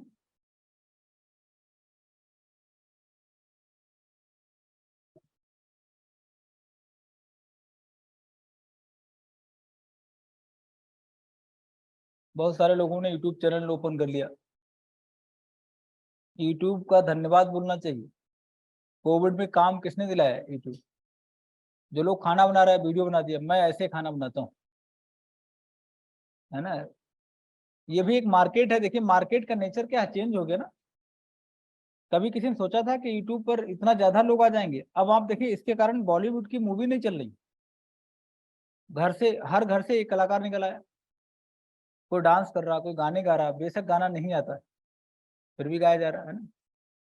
कोई, हाँ, कोई खाना कुक कर रहा है, देखा होगा ना, पहली बार खाना बनाया, देखिए मैं बेसन ऐड करने जा रहा हूँ, क्यों देखें भाई, है ना। हाँ, मैंने एक ही कमेंट किया था वो, कि हालांकि मुझे भद्दा कमेंट लगा था, नहीं करना चाहिए। एक वो लेडीज थी, ड्रीम 11 पर उनका ऐड आया था, काफी एजेड टाइप थी, कि मुझे तो यकीन ही नहीं हो रहा कि मैं 1 करोड़ जीत गई। मैंने लिख दिया मुझे भी नहीं हो रहा। तो उस पर बहुत सारे लोगों ने कमेंट किया था, आईपीएल का टाइम था, है ना। क्योंकि ये सब क्या है, आप देखिए कैसे 1 करोड़ को जीत जाएगा, और हर लड़का पागल हुआ जा रहा है। सपना देखे 1 करोड़ में जीतने ही वाला हूँ, सबका उधार निपटाऊंगा। तो ये मतलब आप समझिए नेचर, आप देखिए आपको डाइवर्ट किया जा रहा है। यूट्यूब की बात करें या इंस्टाग्राम की बात करें, इन लोगों ने इंडिया को बड़ा डैमेज किया है। पहले कंपटीशन होते थे, ओलंपियाड कंपटीशन का नाम सुना होगा आपने। टॉप 100 में 30 to 35 स्टूडेंट्स फ्रॉम इंडिया, उसमें कम से कम मिनिमम 10 फ्रॉम बिहार। मैथमेटिक्स की बात कर रहे हैं, ऑल ओवर वर्ल्ड की बात कर, 100 में 35 तक इंडिया के, उसमें near by 10 student from Bihar. Instagram आ गया, और छोटे छोटे बच्चे, आप देखिए छोटा सा बच्चा, उसको डांस सिखा रहे हैं लोग, ठीक, अच्छी बात है मतलब। लेकिन जो आपका कोर है, अभी टॉप 100 में सिंगल नहीं है, कोई एक स्टूडेंट नहीं इंडिया से। और कौन है? From China. टॉप 100 में 35 से 40 फ्रॉम चाइना। वो मैथमेटिक्स कैसा होगा जो चाइना से निकलेगा? बट ठीक है, आप देखिए इंडिया गायब। तो इंस्टाग्राम ऐसा नहीं कि मतलब नहीं, सब कुछ करिए, लेकिन थोड़ा सा देख लीजिएगा आपका फ्यूचर का। इसीलिए जो लोग सेलेक्ट होते हैं, सबसे पहले क्या बोलते हैं कि 2 साल तक मोबाइल देखा नहीं, फेसबुक पे अकाउंट अपना लॉगिन नहीं किया, है ना। आजकल सबसे बड़ा पनिशमेंट तो यही है। तो व्हाट्सअप या ये सब चीजें हैं, ये बड़ा बैरियर क्रिएट करती हैं भाई। ठीक है, ध्यान रखना, आपको डाइवर्ट किया जा रहा है। ठीक है, लोग लगे हुए हैं ताकि इंडिया का यूथ पीछे रह जाए। मैं तो इसको बड़ा निगेटिव मानता हूँ, है ना। यूथ क्या, आप मेट्रो में जाइए कभी, कभी आप देखेंगे अगला आदमी बस यूट्यूब लगा दिया, हंसता हुआ जा रहा है। क्यों हंस रहे हो भाई? मतलब हंसना अच्छी बात है, लेकिन इतना ज्यादा। फिर आप कपिल शर्मा देख रहे हो, मतलब जब 24, देखिए हर चीज अच्छी है, लेकिन आप देखिए जब तक आप सीरियस होकर के नहीं सोचेंगे कुछ, तब तक आपके अंदर से चीजें कैसे निकलेंगी। और 24 आवर्स में एक बार खुद से बात करो, 5 मिनट, कि आज का दिन कैसा गया आप। है ना, ये नहीं हंसे जा रहे फालतू में, है ना। मतलब हंसना ठीक है, हेल्दी बातें होनी चाहिए उसमें, स्माइल कीजिए, अच्छा लगता है। आप हंसने के लिए भी दूसरे लोगों को देख रहे हो, खुद की लाइफ कम है क्या हंसने के लिए, है ना। अपने हंसी, खुद पर हंसी, नहीं, करेक्ट बात है ना। इससे मतलब कहते हो इसको निगेटिव मत लेना, आप सारे काम करिए, लेकिन आप प्रिपरेशन कर रहे हो, आपको आईएएस बनना, तो बहुत ज्यादा ऐसा नहीं, कई लोग खाना खाते खाते मैंने देखा है। असल में क्या है कि जहां मैं रहता था, अब तो खैर चीजें बदल गई, पहले मैं सिंगल हुआ करता था, तो ऐसी जगह रहते जहाँ बच्चे रहते थे, शाम को कई बार मैं घूमने जाता था, लोग खाना खा रहे पता लगा और उसने मोबाइल चला दिया, उसमें एनजीओ ने फनी क्लिप वगैरह देखा, मूड फ्रेश हो जाए। ये क्या तरीका है मूड फ्रेश हो, और डिस्कशन हेल्दी भी तो हो सकता है। चार लोग बैठो कि बताओ आज हमने ये देखा, उड़ीसा में ट्रेन एक्सीडेंट हुआ, क्यों हुआ, जबकि आपके पास कवच जैसा सिस्टम है। अब कवच का इंपॉर्टेंस बढ़ जाता है, उस पर डिस्कशन करिए, ऐसा क्यों हो गया, है ना, उस पर करिए, हेल्दी डिस्कशन होना चाहिए। युवा को एम्प्लॉयमेंट कैसे मिले, इस पर डिस्कशन होना चाहिए। आप लोग यहाँ जैसे आके बैठे आपस में बातचीत करिए कि आर्टिकल आज हमने ये पढ़ा, एक्सपोर्ट ऑफ इंडिया राइज कर रहा है, क्यों कर रहा है, इसको और कैसे इंक्रीज किया जा सकता है। तो अभी आपकी एज ऐसी है, आपको ब्लड प्रेशर नहीं होने वाला है ना, ऐसे फालतू हंस रहे हो, बीपी ठीक रहे, है ना। तो अभी आप अच्छा सा डिस्कशन करो हेल्दी वाला। अगला देखेंगे इसी में एम्प्लॉयमेंट कैसे बढ़ेगा, इसके लिए देखेंगे इंपोर्ट एक्सपोर्ट की बात आपके चैप्टर मिलेगी आपको, थोड़ा इसको समझ लेते हैं। इंपोर्ट एक्सपोर्ट से एम्प्लॉयमेंट पे क्या फर्क पड़ने वाला है, देखिए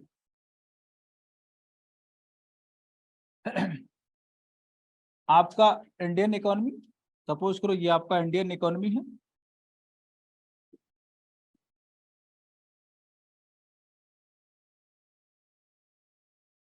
और अभी एक फार्मर है, इसके खेतों में मैंगो का प्रोडक्शन हो रहा है, इसने क्या किया, अच्छी क्वालिटी की मैंगो से इसने एक्सपोर्ट कर दी, एक्सपोर्ट किया। और सपोज करो ये मैंगो है यूपी के, प्रोडक्शन ऑफ मैंगोज कहाँ हो रहा है, इन उत्तर प्रदेश, और हमने एक्सपोर्ट किया। अगर आप एक्सपोर्ट करेंगे तो थोड़ा इंडिया को देखेंगे इस तरीके से, है ना। तो पोर्ट आपको चाहिए होगा, पोर्ट से लेके जाएंगे, या तो गुजरात आएंगे, महाराष्ट्र, गोवा, कर्नाटक, केरल, तमिलनाडु, आंध्र प्रदेश, उड़ीसा, वेस्ट बंगाल, यही तो स्टेट है, आपको यहाँ आना पड़ेगा, ठीक है ना। अब जैसे मान लिया हम यूपी में हैं और गुजरात तक आना है, तो यहाँ पर भी ट्रांसपोर्ट हमें चाहिए होगा ना, मैंगो के यहाँ पर लेके आने के लिए पोर्ट तक, तो ट्रांसपोर्ट वालों को काम मिलेगा।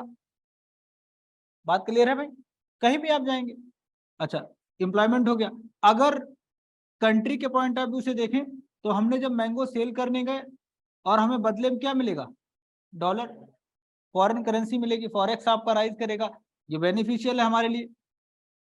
जब हमें ज्यादा पैसा मिलने वाला है वहां से, तो हम अपने फार्मर्स जो भी हमारे पास लेबर होगी उनको भी अच्छा पैसा देने वाले हैं, उनकी इनकम भी राइज करेगी तेजी से। बात समझ आ गई। अगर हमारी कंट्री में एक्सपोर्ट की बात करें, एक्सपोर्ट अगर राइज कर जाता है और इंपोर्ट हम कम कर रहे हैं, ये इंडियन गवर्नमेंट के लिए क्या हो जाएगा, ये पॉजिटिव साइन है। इंपोर्ट अगर आपका कम है, एक्सपोर्ट आपका ज्यादा है, this is very positive sign. और इससे क्या आप देखेंगे कि हमारा फॉरेक्स रिजर्व क्या होगा, तेजी से राइज करेगा, फॉरेक्स रिजर्व भी आपका राइज करने वाला है ना। और एक्सपोर्ट जब आपका मैक्सिमम होगा तो एम्प्लॉयमेंट भी क्रिएट किया जाएगा अच्छे से। दूसरा आप देखेंगे अगर उल्टा हो जाए, आप इंपोर्ट ज्यादा कर रहे हैं, ये दोनों लाइन इन्होंने ऐड की एनसीईआरटी, इंपोर्ट आपका मैक्सिमम है, एक्सपोर्ट अगर आपका कम है, तो ये क्या हो जाएगा, ये नेगेटिव साइन हो जाएगा, नेगेटिव हो जाएगा। अगर आप इंडिया की बात करें, तो हमारा सबसे ज्यादा जो नेगेटिव है चाइना के साथ, नेगेटिव किसके साथ में ट्रेड, हमारा trade off India negative with China, and positive trade किसके साथ है हमारा, यूएसए के साथ, यूएसए। ये करंट का डेटा है, ये एनसीईआरटी में नहीं होगा, लेकिन आप देख लीजिएगा। नेगेटिव ट्रेड मैक्सिमम किसके साथ है, चाइना। इट मीन्स कि चाइना से हम इंपोर्ट बहुत ज्यादा करते थे और उसको एक्सपोर्ट हम कम कर रहे हैं। और यूएसए की बात करें, यूएसए में हमारा एक्सपोर्ट ज्यादा, इंपोर्ट कम, ठीक है।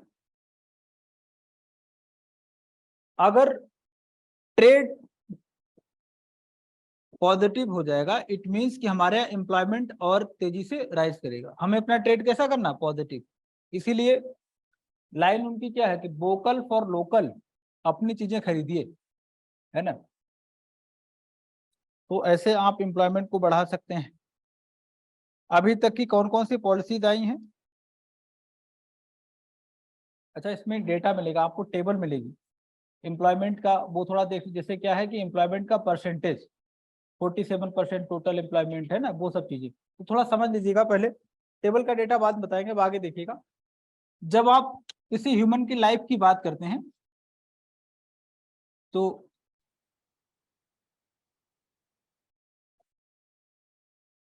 एक स्टैंडर्ड टाइम हम लोग देते हैं 18 प्लस से लेकर 60 ईयर तक। IMF के अकॉर्डिंग 59 है, बट अभी हम लोग समझने के लिए 60 ले लेते हैं। ये जो एज है, ये working age, working as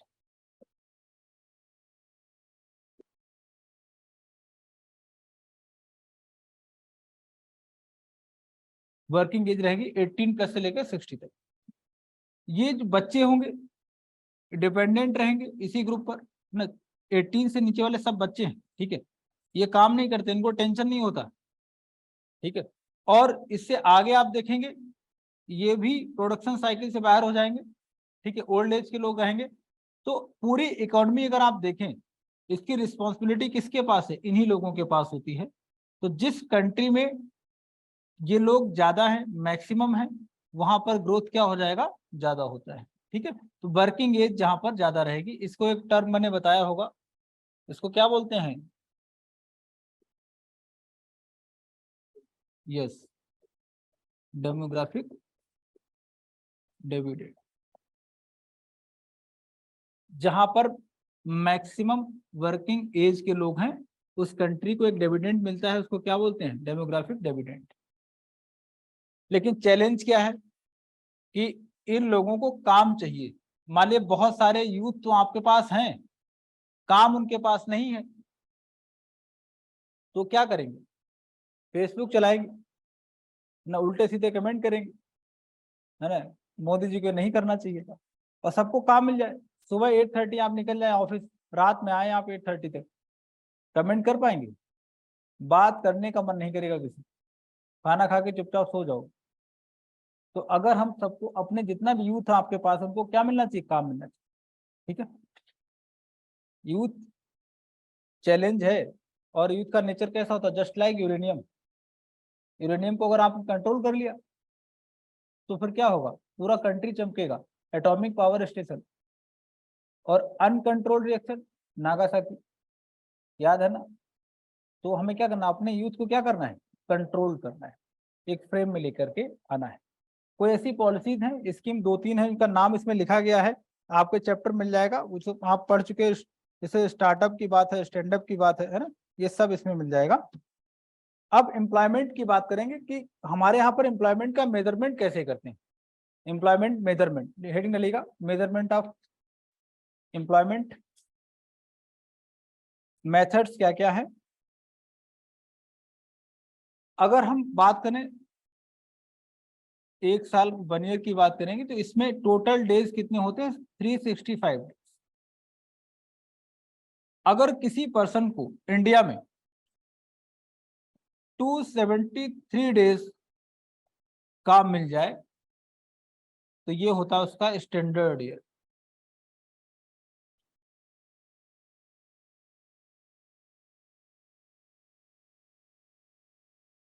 365 days में किसी के पास अगर 273 डेज तक काम है, तो ये उसके लिए क्या हो जाएगा, स्टैंडर्ड ईयर हो जाएगा। ये पैरामीटर बेसिकली इसे चेक करते हैं। हमारे यहाँ पर अगर किसी के पास 273 डेज तक काम है, वो 100% एम्प्लॉयड है,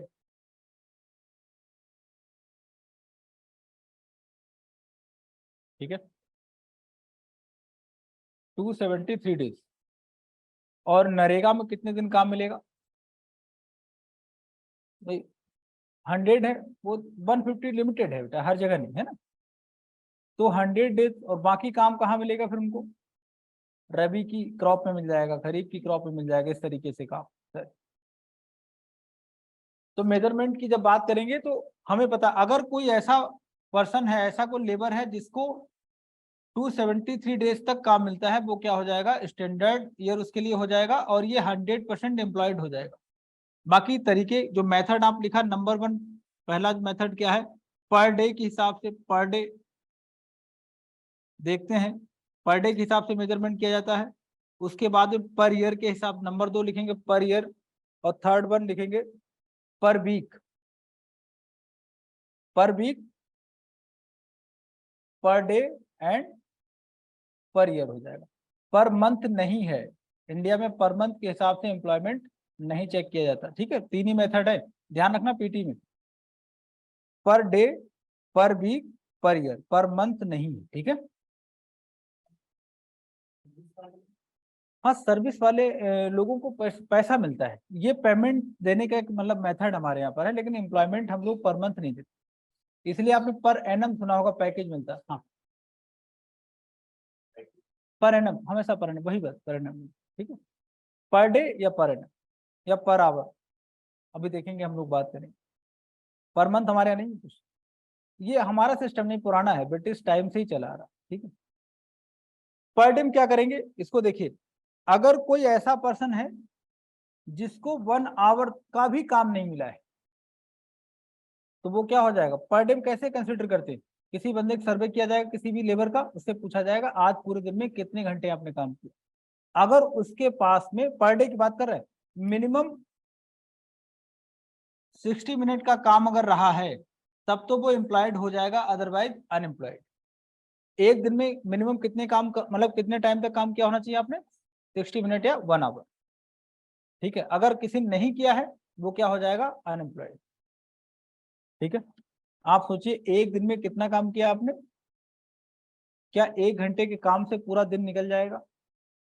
नहीं निकलेगा ना, बट हमारे सिस्टम में है। लेकिन हाँ, एक चीज और है कि काम कैसा? प्रोडक्टिव वाला। ऐसा नहीं कि दोस्त क्या फंक्शन है पूरे दिन काम कर रहे हो, तो इसका मतलब ये थोड़ी आप एम्प्लॉयड हो गए। भाई मोहल्ले में शादी है, 2 दिन से काम कर रहे हो आप, तो क्या वो एम्प्लॉयमेंट है? नहीं।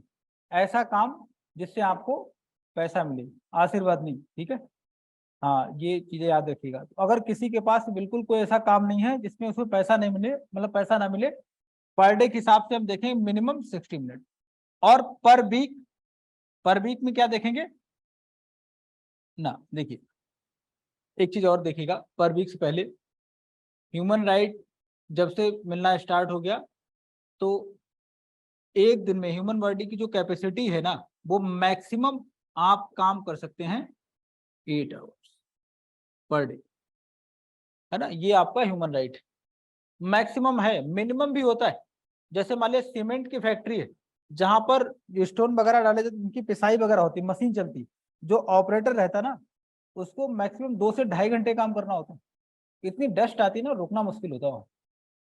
या फिर जहां पर स्टील के जो सरिया वरिया बनते हैं ना, स्टील मेल्ट किया जाता है, वहां पर मैक्सिमम 3 से 3.5 घंटे का टेम्परेचर होता है। आप लगाइए कि 40 से ऊपर होता है, मैक्सिमम 40 ऊपर रहता है, 60-70 तक 70 टेम्परेचर है। वो लोग पता कैसे काम करते हैं? पानी ऊपर से गिरता रहता है, पाइप रहता है ना, नल खुले रहते हैं, तो आप गए 2-3 सरिया निकाला, फिर से पानी अपने ऊपर डाला, फिर आप गए। सोचिए क्या कंडीशन रहती होगी, 8 घंटे वो लोग काम नहीं कर पाएंगे, उनके पैरों में ना अजीब से दाने हो जाते हैं। लाइफ इतनी आसान नहीं है। आप सोचिए, घर वालों ने आपको यहाँ भेजा आईएएस बन के जाना, ठीक है, बहुत सारे लोगों का वेलफेयर करना ना आपको, और आप कभी जाना स्टील फैक्ट्री में, कभी जाने का मौका मिले, देखिएगा बड़ा मुश्किल काम होता है ना? या फिर आप देखेंगे जहां पर जो सॉल्ट आता है ना, पिंक सॉल्ट, इसकी रॉक होती है, वो काटी जाती है। पिंक सॉल्ट आपका क्या है? ये सेडिमेंट्री रॉक का एग्जाम्पल है, जो आप व्रत में खाते हैं ना, तो वहां पर डस्ट बहुत होती है। और नमक, सॉल्ट का नेचर क्या होता है, ह्यूमन बॉडी बार बार टच करेगी ना, तो इसको मेल्ट करना स्टार्ट कर देता है। कभी टाइम मिले तो नेट पे डालिएगा, सॉल्ट फार्मिंग इन गुजरात, एक ट्राइब होगी अगरिया, अगरिया ट्राइब, उनकी लाइफ के बारे में पढ़ना। सॉल्ट फार्मिंग होता है गुजरात में ना, तो जानना समझना, उनकी लाइफ देखना क्या हो। 35 या 40 तक की एज के लोग ऐसे लगते हैं, अभी इनकी एज मतलब 80+ है, 90 के आसपास। उनकी स्किन बड़ी अजीब से हो जाती है, बच्चे पढ़ नहीं पाते, है ना। तो बड़ा मुश्किल काम है। राजस्थान में जहां पर सॉल्ट फार्मिंग करते हैं लेक के पास में, जो लोग काम करते हैं ना ग्राउंड पे जाकर, उनके पैर देखना पत्थर जैसे, स्टोन जैसे हो जाते है ना, ऐसे हो जाते हैं, है ना। तो आप लाइफ कितनी स्ट्रांग है, बहुत सारे लोग ऐसे ऐसा ऐसा काम करते हैं, इसलिए ह्यूमन राइट का आना भी जरूरी है। ह्यूमन राइट के बाद मैक्सिमम लिमिट डिफाइन कर दी, कितनी है, 8 आवर्स। और यूरोपियन कंट्रीज अभी, मतलब पोस्ट कोविड की बात करें, अब वो कह रहे हैं कि नहीं, हमारे यहाँ पर मैक्सिमम काम क्या होगा, अब 6 आवर करेंगे। जैसे एक पोर्टल है यूरोपियन कंट्री में हो गया, और पर वीक में मैक्सिमम 4 डेज अपनी फैमिली के साथ टाइम स्पेंड करिए, कोई दिक्कत नहीं, ठीक है। हमारे यहाँ पर एक ऑनलाइन पोर्टल है अमेजन, उन्होंने स्टार्ट किया कि आप शाम को 6 बजे के बाद ऑफिस का मोबाइल स्विच ऑफ कर दीजिए, फैमिली के साथ बैठिए, कोई दिक्कत नहीं, बातचीत करिए, बहुत टेंशन लेने की जरूरत नहीं। ह्यूमन राइट जरूरी है ना। डिजीज बहुत ज्यादा बढ़ रही है, जब लोग अच्छे नहीं होंगे डिमांड कौन करेगा भाई। मैक्सिमम पैसा आप हॉस्पिटल जमा कराएंगे तो क्या शॉपिंग कर पाएंगे, उन्हें ये भी समझ आता है ना, ये चीज देखिए। तो खैर, पर डे की बात करेंगे 60 मिनट हो जाएगा। और यहाँ पर स्टैंडर्ड टाइम क्या, अगर आपका एक वीक में सिंगल एक डे, अगर हम वन डे की बात करें, अगर ये एम्प्लॉयड नहीं रहा तो फिर आप क्या हो जाएंगे, अनएम्प्लॉयड हो जाएंगे। मतलब एक वीक में मिनिमम वन डे, एक दिन का काम आपको मिलना चाहिए, पूरे वीक में एक दिन का काम मिलना चाहिए। और अगर हम पर ईयर की बात करें तो स्टैंडर्ड माना जाता है 273 डेज, ये आपका स्टैंडर्ड टाइम पीरियड रहता है। और हमें करना क्या है, लोगों को 273 डेज तक काम देने की कोशिश करनी, ये हमारे कंट्री की कंडीशन है। अब इसमें थोड़ा डेटा लिख लीजिएगा प्लीज। ये 2017-18 का डेटा है, 2017-18 का एनसीईआरटी मिल जाएगा नए वाले एडिशन में। 2017-18 का है, लिख लीजिएगा। 34, देखिए जो हमारे पास लेबर है ना, वो है 34.7%, जो काम कर रहे हैं 34.7%। इसमें नंबर 1 लिखिएगा रूरल लेबर। रूरल, रूरल कितने हैं, ये तो एवरेज है पूरी कंट्री का, अगर आपसे रूरल पूछा जाए तो ये है आपका इसमें 35% के, 35%। रूरल लेबर की बात करेंगे 35%, और अर्बन लेबर लिखेंगे 33.9, 33.9, 33.9, ये औसत है, एवरेज है।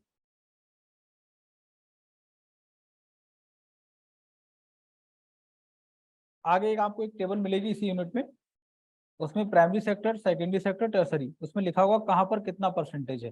देखिए एग्जांपल में देखेंगे, मैं बस आपको बता रहा हूँ। अर्बन का होगा आपका 34.7, वो टोटल ऐड नहीं होगा, एवरेज होता है ना, एवरेज लिया जाएगा, है ना इसमें। अब देखिएगा एक अगली टेबल उसमें होगी, उसको जरा देखिएगा। इसमें मैथमेटिक्स नहीं अप्लाई करना, ठीक है। अर्बन एंड रूरल इकोनॉमी, तो primary sector, secondary and tertiary, primary sector, secondary sector and tertiary sector. आप बताइएगा रूरल इकोनॉमी में मैक्सिमम एम्प्लॉयमेंट कहाँ से आ रहा होगा, और अर्बन में टर्सरी से होगा बेटा, टर्सरी, है ना। तो यही पूरा लिस्ट दे रखा, पूरा ढंग से देख लीजिएगा, एक पूरी टेबल मिल जाएगी उसमें, और कुछ ऐसा नहीं है ना। अब थोड़ा अनएम्प्लॉयमेंट के टाइप्स देख लीजिएगा।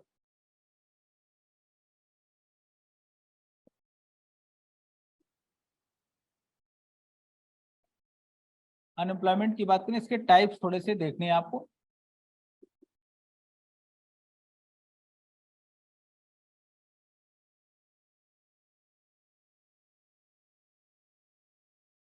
देखिए, हम अगर इंडिया की बात करें तो दो टाइप का अनएम्प्लॉयमेंट हम लोग डिस्कस कर चुके हैं। एक तो सीजनल वाला, याद आ रहा है, रबी खरीफ के बीच का जो टाइम रह जाएगा, उसके अलावा क्या रहेगा वो आपको देखना है ना।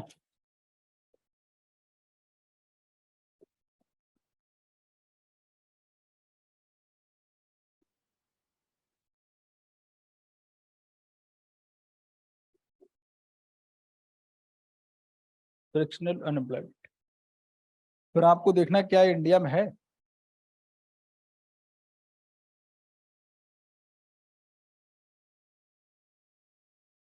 फ्रिक्शन फोर्स कभी पढ़ा है? कब लगता है, कब अप्लाई होता है? जब आप खड़े रहते हैं या मूव करते हैं? मूव करते तभी ना होगा, या खड़े खड़े लगे, फ्रिक्शन फोर्स कब अप्लाई होगा? गुड। बस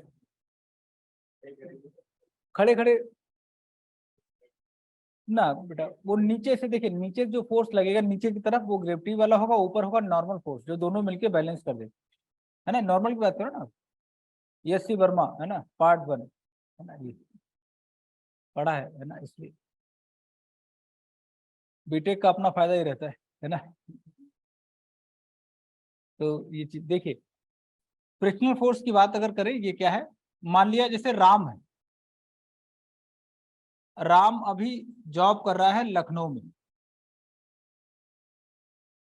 और इसका जो सैलरी है वो 10,000 पर मंथ। तो राम खुश है, आराम से चैन में है।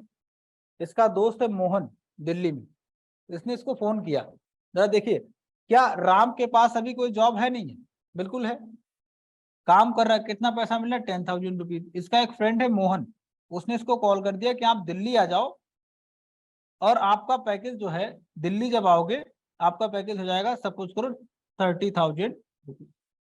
ये बात सुनने के बाद क्या राम को नींद आएगी? सपने में भी रिजर्वेशन दिखाई देगा, सीट कब मिल रही, यही होगा नहीं होगा?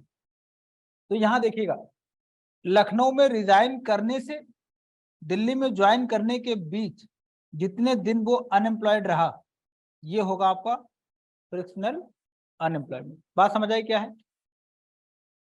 लखनऊ में रिजाइन करने वाली डेट से लेकर दिल्ली में ज्वाइन करने की डेट के बीच जितने दिन, मैक्सिमम हो सकता है वो 10 डेज हो सकता है, 15 डेज, 20 डेज, मैक्सिमम 30 डेज हो सकता है ना। इस तरीके से जितने दिन वो अनएम्प्लॉयड रहा है, वो टाइम, वो जो अनएम्प्लॉयमेंट होगा ना, वो क्या कहलाएगा आपका? Frictional unemployment. एक जॉब से दूसरी पे जाओगे तो फ्रिक्शन फोर्स लगेगा, है ना, एक जॉब छोड़ेंगे तो आप बताएंगे ये टेम्परेरी होगा, शॉर्ट टर्म या लॉन्ग टर्म का अनएम्प्लॉयमेंट होगा? Short term, very good. इसका नेचर होता है शॉर्ट, ये क्वेश्चन आ चुका है, शॉर्ट टर्म। क्लियर है ना भाई? अब आप बताइए सबसे ज्यादा कहाँ होगा? ऑप्शन ए यूएसए में, ऑप्शन बी इंडिया। ये आपको कहाँ देखने को मिलेगा? यूएसए में ज्यादा होगा फ्रिक्शनल अनएम्प्लॉयमेंट या इंडिया में? मैक्सिमम कहाँ होगा दोनों? यूएसए। इंडिया में बेटा एक जॉब मिलना ही मुश्किल है ना। हम लोग क्या मास लेवल पे देखें ना, ठीक है, अगर जैसे तैसे एक जॉब आपको मिली, अगर आपने छोड़ दी, तो हो सकता है जीवन में दोबारा मिल ना पाए, ठीक है। तो याद रखिएगा, ये सब एक्चुअली में ऐसे इकोनॉमी देखने को मिलता है जहां पर जो economy basically based on service sector, ऐसी इकोनॉमी जो कि सर्विस सेक्टर पर डिपेंडेंट है, वहां पर आपको इस टाइप का अनएम्प्लॉयमेंट देखने को मिलेगा, शॉर्ट टर्म वाला होता है। इंडिया में है, बिल्कुल है, लेकिन सर्विस सेक्टर में ही है। आईटी सेक्टर की बात करें, टीसीएस को छोड़ दिया, है ना, इन्फोसिस ज्वाइन कर लिया, तो 10 15 20 दिन जो भी आप रहेंगे वो क्या हो जाएगा? ठीक है, फ्रिक्शनल अनएम्प्लॉयमेंट। या हेल्थ सेक्टर की बात करेंगे, आपने फोर्टिस, आप डॉक्टर है, फोर्टिस छोड़ा, है ना, अपोलो ज्वाइन कर लिया, इस तरीके से रहे, लेकिन बहुत ज्यादा लिमिटेड है ये, ठीक है, ठीक है ना। अमेरिका में ज्यादा मिलेगा इस टाइप के लिए। दूसरा देखेंगे,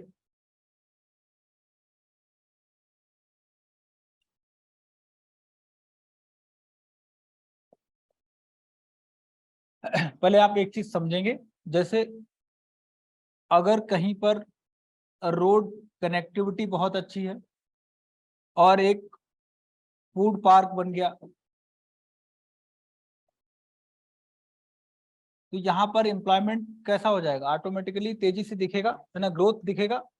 अगर कहीं रोड कनेक्टिविटी अच्छी हो गई, इलेक्ट्रिसिटी सप्लाई बहुत अच्छी हो गई, बेसिक इंफ्रा बहुत शानदार, तो यहाँ पर ग्रोथ इन एम्प्लॉयमेंट होगा नहीं होगा?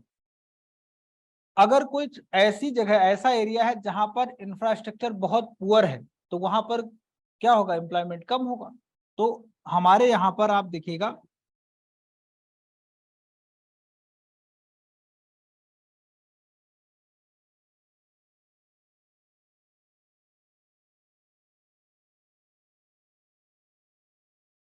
ये कैसे होता है, इसका एक ही कारण है,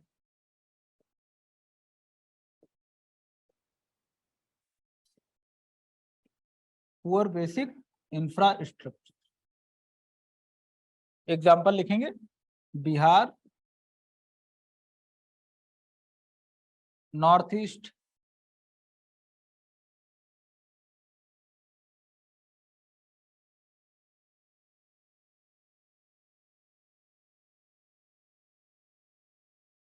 क्या ये जर्मनी में होगा इस टाइप का? फ्रांस में नहीं होगा ना, बिहार में होगा, झारखंड में, नॉर्थ ईस्ट में, है ना।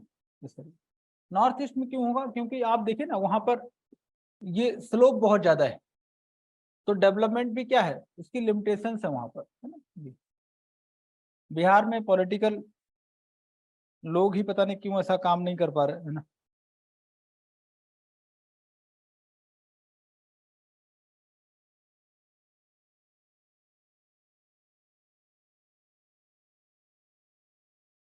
पुरानी हमने लास्ट वाली क्लास में आई थिंक दो टाइप डिस्कस किए थे, वो दोनों देख लीजिएगा, ठीक है।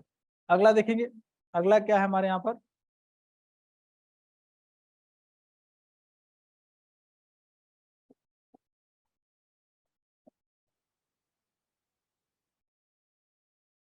लोग अंडर एम्प्लॉयमेंट की कंडीशन में रहते हैं। ये कैसे होता है देखिए, जैसे मान लिया किसी ने अगर बीटेक किया हुआ, तो जब बीटेक कर रहा है, इसके सपने में लगातार आ रहा कि मिनिमम पैकेज क्या होगा, 40,000 पर मंथ, और काम किसका है, पैसा भी, और मान लिया आपने सीएस से किया हुआ है, तो कौन से इंजीनियर हो जाएंगे आप, सॉफ्टवेयर इंजीनियर आप बनेंगे। लगातार ये सपने आप देख रहे हो 4 साल तक, चार आफ्टर 4 इयर्स आपको एक जॉब, मतलब जॉब मिली है, वो किसकी मिली है, क्लर्क की, और सैलरी क्या मिलेगी, 20,000 रुपीज पर मंथ। क्या आप काम कर पाओगे, आज नहीं तो कल भाग जाओगे, है ना, यही है ना। तो आप क्या करो, एलडीसी वगैरह लोग अप्लाई कर देते हैं, एसएससी वगैरह, है ना, जैसे सिलेक्शन ले लेता कि खर्चा चलता रहे, उसके बाद तुरंत गायब। और ये कंडीशन क्या होती है असल में, इसको पिंक अनएम्प्लॉयमेंट भी कहा जाता है। पिंक कलर क्यों जोड़ा गया है, पिंक अनएम्प्लॉयमेंट क्यों कहा जाता है, पिंक कलर जो है वो फीमेल से कनेक्टेड है ना। पहले क्या होता था कि अगर मेल और फीमेल दोनों काम कर रहे हैं, आपने दोनों को हायर किया हुआ है, मेल को 100 रुपीज दे रहे हैं, तो फीमेल को कम देते थे। हिस्ट्री पढ़ेंगे कई जगह लिखा होगा, है ना। तो जिनको भी मतलब काम पूरा है और पैसा कम, क्यों कम, क्योंकि आप फीमेल है।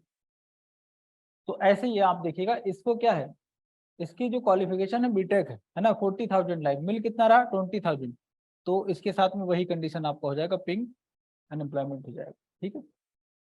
ये क्यों है इंडिया में, क्योंकि हमारे पास क्वालिटी एजुकेशन की कमी।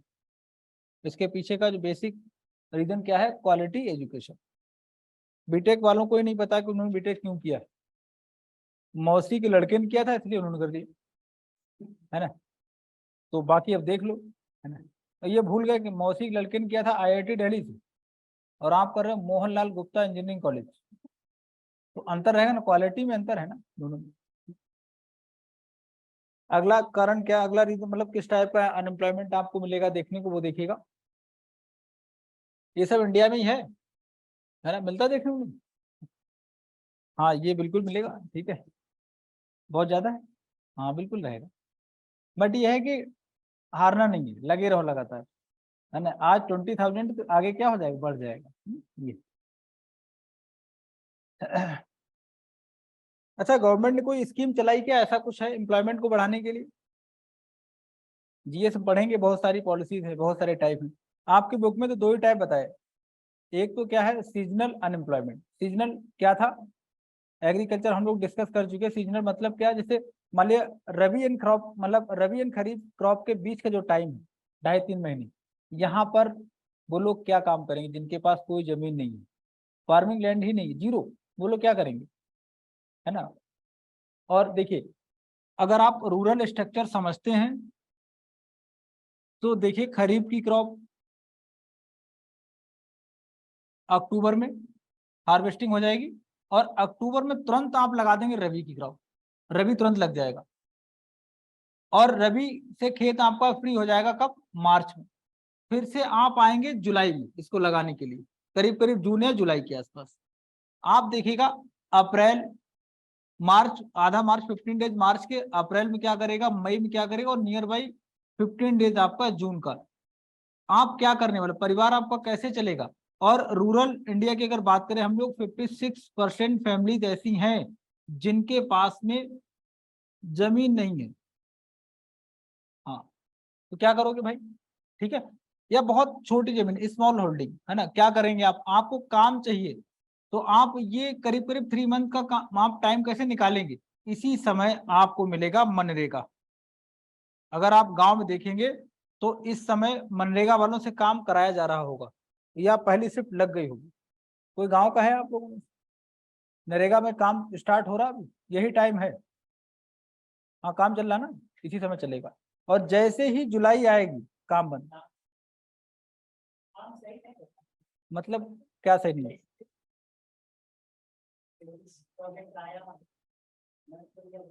काम मिलता है ना लोगों को, सही, अच्छा क्वालिटी के पॉइंट ऑफ व्यू से।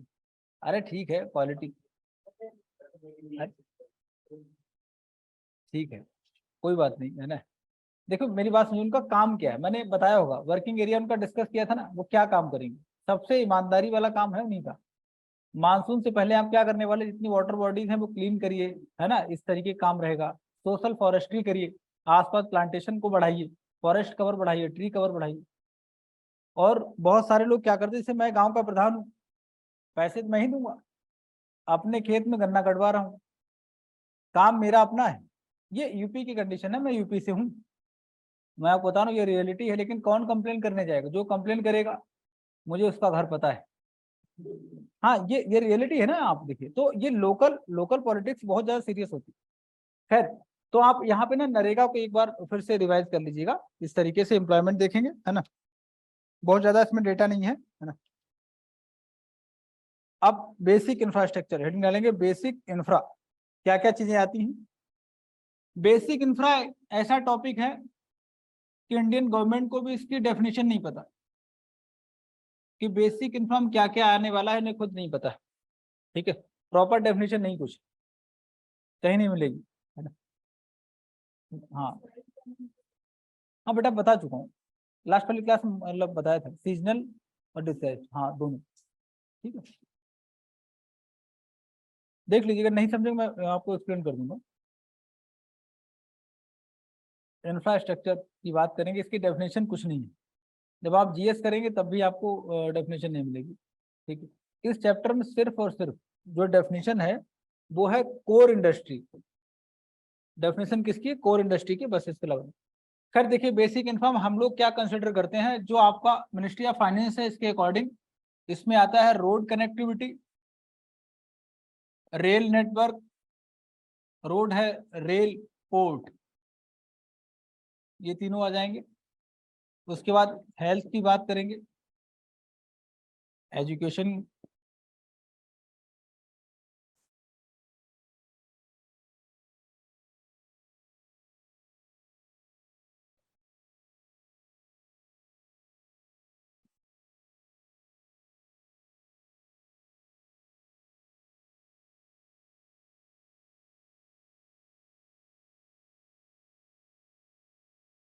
ये सारी चीजें किसमें आएंगी? Basic infrastructure. अब इसमें मैं आपको पोर्ट का एग्जांपल थोड़ा एक्सप्लेन कर देता हूँ, है ना। घर पे काम कर लीजिएगा प्लीज, एनसीईआरटी में नहीं होगा, है ना। ये चीज आपको नहीं मिलेगी, जो मैप आपको मैं बना के दे रहा हूँ।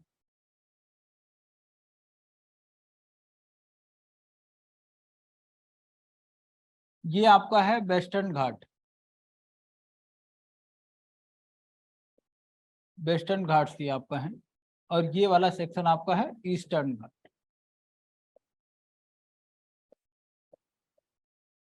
नाम तो सुना होगा इनका, है ना।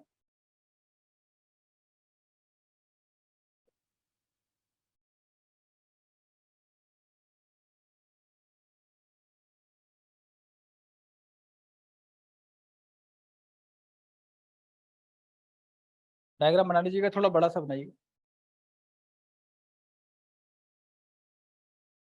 हालांकि इसकी जरूरत कुछ नहीं थी, लेकिन मैं आपको बता दे रहा हूँ, होमवर्क कर लीजिएगा, है ना।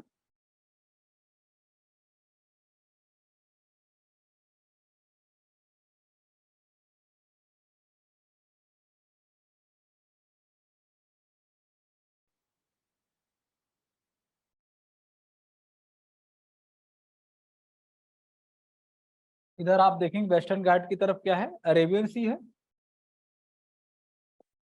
ये आपका अरेबियन सी है। और यहाँ पर क्या है, पैसिफिक। अच्छा, और ये दोनों क्या है,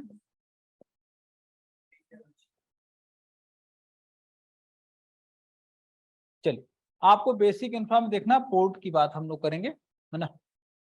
पहले तो गुजरात में आपको एक मेजर पोर्ट मिलेगा, Kandla. Kandla is the major port of Gujarat, ठीक है। कांडला कहाँ पे है, एंड नीचे ये गुजरात भी लिख लीजिएगा। उसके नीचे हम आएंगे महाराष्ट्र। महाराष्ट्र में आपको दो पोर्ट मिलेंगे, मुंबई पोर्ट एंड जवाहरलाल नेहरू, है ना, जेपीटी। ठीक है, दो पोर्ट हैं महाराष्ट्र में, लिख लीजिएगा। टू पोर्ट्स आपको मिलेंगे, मेजर पोर्ट्स। एंड इसके नीचे गुजरात के महाराष्ट्र के नीचे कौन सा स्टेट है, गोवा है बेटा। गोवा में एक पोर्ट है Mormugao. Mormugao is the port of Goa. और ये स्पेशल है, क्यों स्पेशल है, क्योंकि ये किसी रिवर पर है, जुआरी। जुआरी का नाम सुना होगा, आदमी के साथ साथ नदी भी है। तो जुआरी रिवर कहाँ पर है, गोवा। यहाँ पर आपको एक पोर्ट मिलेगा। इसके नीचे आप आएंगे कर्नाटक। तो कर्नाटक में न्यू मैंगलोर एक पोर्ट मिलेगा। उसके बाद में केरला में कोची पोर्ट, कोची। बहुत सारे हैं, लेकिन जो मैं आपको मेजर मेजर नाम बता रहा हूँ, एटलस में देखना आज जाके, ठीक है, करेक्ट है ना। यहाँ पर आपका कौन सा स्टेट बताया था, कर्नाटक, और नीचे यहाँ पर केरल। जब आप ऐसे आएंगे ईस्टर्न घाट की तरफ जाएंगे, तो यहाँ पर आपको क्या मिलेगा, तमिलनाडु। तमिलनाडु में चेन्नई पोर्ट, और भी बहुत सारे हैं, ठीक है, चेन्नई पोर्ट। ऊपर आएंगे आप आंध्र प्रदेश, हाँ, बाइजैक है, विशाखापट्टनम। बड़ा स्पेशल नेचुरल पोर्ट है, इंडिया का नेचुरल पोर्ट है, ठीक है। और इसमें स्पेशल टाइप की हिल्स हैं आसपास, जो साइक्लोन से इसको सेफ्टी देती। नाम क्या है उन हिल्स का, यहाँ पर स्पेशल टाइप की हिल्स हैं विशाखापट्टनम। जैसे ये पोर्ट है मान लिया, और वो हिल्स ऐसे है, ऐसे करके ऊपर नीचे दोनों तरफ, है ना। और कुछ ऐसे हैं जैसे डॉल्फिन की नोज होती ना, डॉल्फिन देखी, नोज देखी उसकी डॉल्फिन की, तो ऐसे करके अगर साइक्लोन ऐसे आएगा तो यहाँ टकराएगा, यहीं खत्म हो जाएगा। और अगर यहाँ से आएगा तो यहीं टकराएगा, खत्म हो जाएगा। तो नेचुरल सेफ्टी प्रोवाइड कौन करता है, ये हिल्स। और कैसी हैं, डॉल्फिन के नोज जैसी। नाम क्या है, डॉल्फिन नोज हिल्स। कहाँ पर है, हाँ नाम है, पढ़ा होगा ना आपने ये, पढ़ेंगे वरना आगे। देखो मेरी क्लास में ये बेनिफिट आपको मिलेगा, थोड़ा झेलना ही पड़ेगा, क्योंकि मैंने 2 बार मीन्स दिया, इकोनॉमी से 2 बार दिया, ज्योग्राफी। तो जहां मौका मिलता है मैं कनेक्ट कर देता हूँ, इसका बेनिफिट आपको मिलेगा, है ना। हाँ, थोड़ा झेलना ही पड़ेगा कई बार, है ना। जैसे अगर ये मैं होमवर्क दे देता, पोर्ट बना लो, है ना, बट इससे कुछ सीखने को मिलेगा आपको, है ना। हो चुका, अच्छा ठीक है। थोड़ा सा मेरा और काम है इसलिए बता रहा हूँ यहाँ पर। आगे जब आप आएंगे तो यहाँ से ऊपर क्या रहेगा, उड़ीसा, और यहाँ पर फिर वेस्ट बंगाल। अब आपको देखना क्या है, अगर बेसिक इंफ्रा में बात करेंगे, और पोर्ट क्यों, क्योंकि यहाँ पर एक प्रोजेक्ट है गवर्नमेंट का, सागरमाला। बात समझ आ गई, सागरमाला से सबकी कनेक्टिविटी रिच की जाएगी, ठीक है। और सागरमाला की बात करेंगे, सागरमाला को हम रोड नेटवर्क से जोड़ेंगे, भारतमाला, ठीक है। तो सागरमाला में किसे जोड़ेंगे, ये मेजर पोर्ट जितने हैं इनको, ठीक है ना। और रोड कनेक्टिविटी की जब बात करें तो भारतमाला, होमवर्क लिखिएगा, सागरमाला एंड भारतमाला, डायग्राम के साथ, ठीक है। जहां पर रोड कनेक्टिविटी सब कुछ बताएंगे बढ़िया से, ठीक है। और देखिए रोड आपका हो जाएगा, पोर्ट आपका हो जाएगा, फिर बेसिक इंफ्रा में बात करेंगे। असल में क्या है, आप देखेंगे मोदी जी का एक बड़ा प्लान है ना, कि हमारे यहाँ पर जो बेसिक इंफ्रा है, स्पेशली जो आपकी जो कनेक्टिविटी है बहुत स्ट्रांग होनी चाहिए, तभी आप चाइना को पीछे छोड़ पाएंगे, ठीक है। तो रोड पर क्या है, भारतमाला, और पोर्ट पर सागरमाला, ठीक है।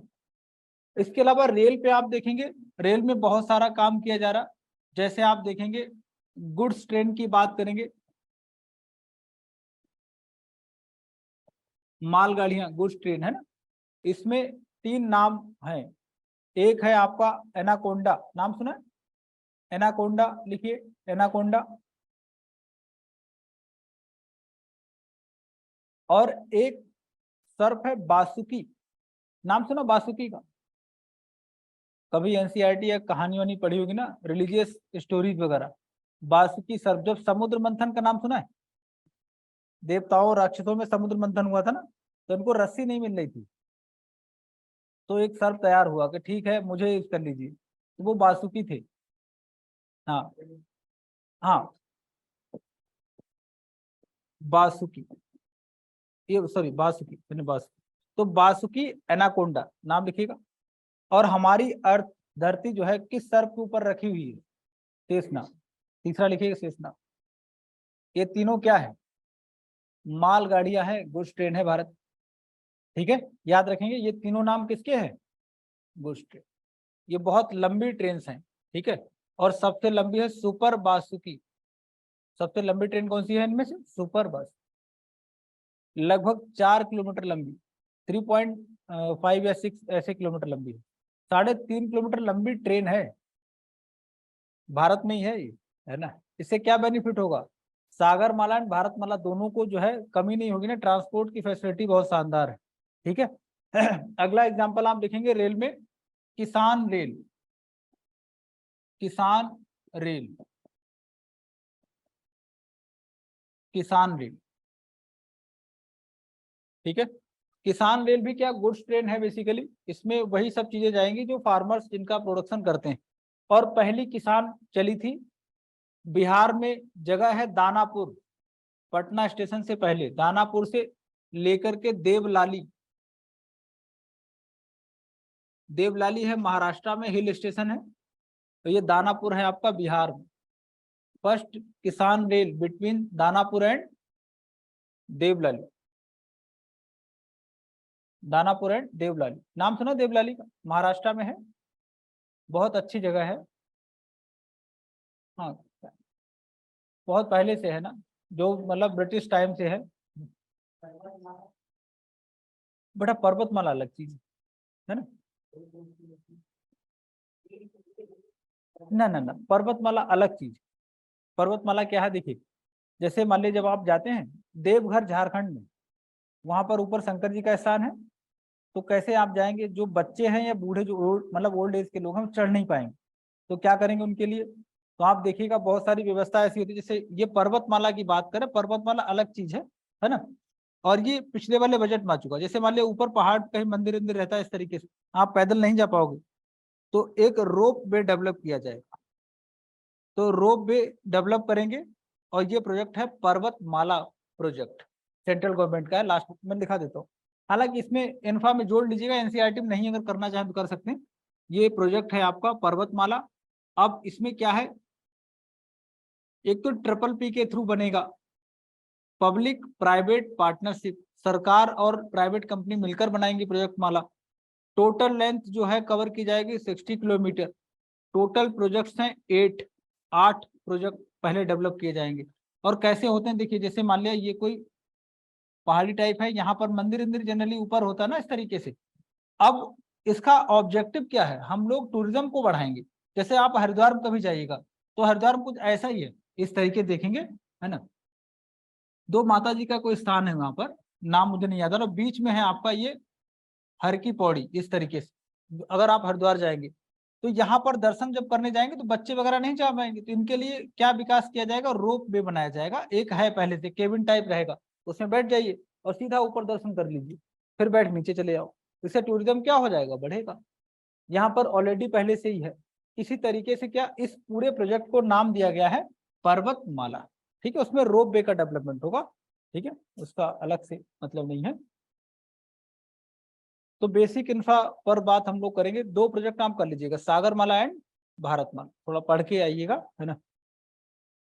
हेल्थ सेक्टर में काम करना है, क्या टाइम है ना अभी या कल स्टार्ट करें?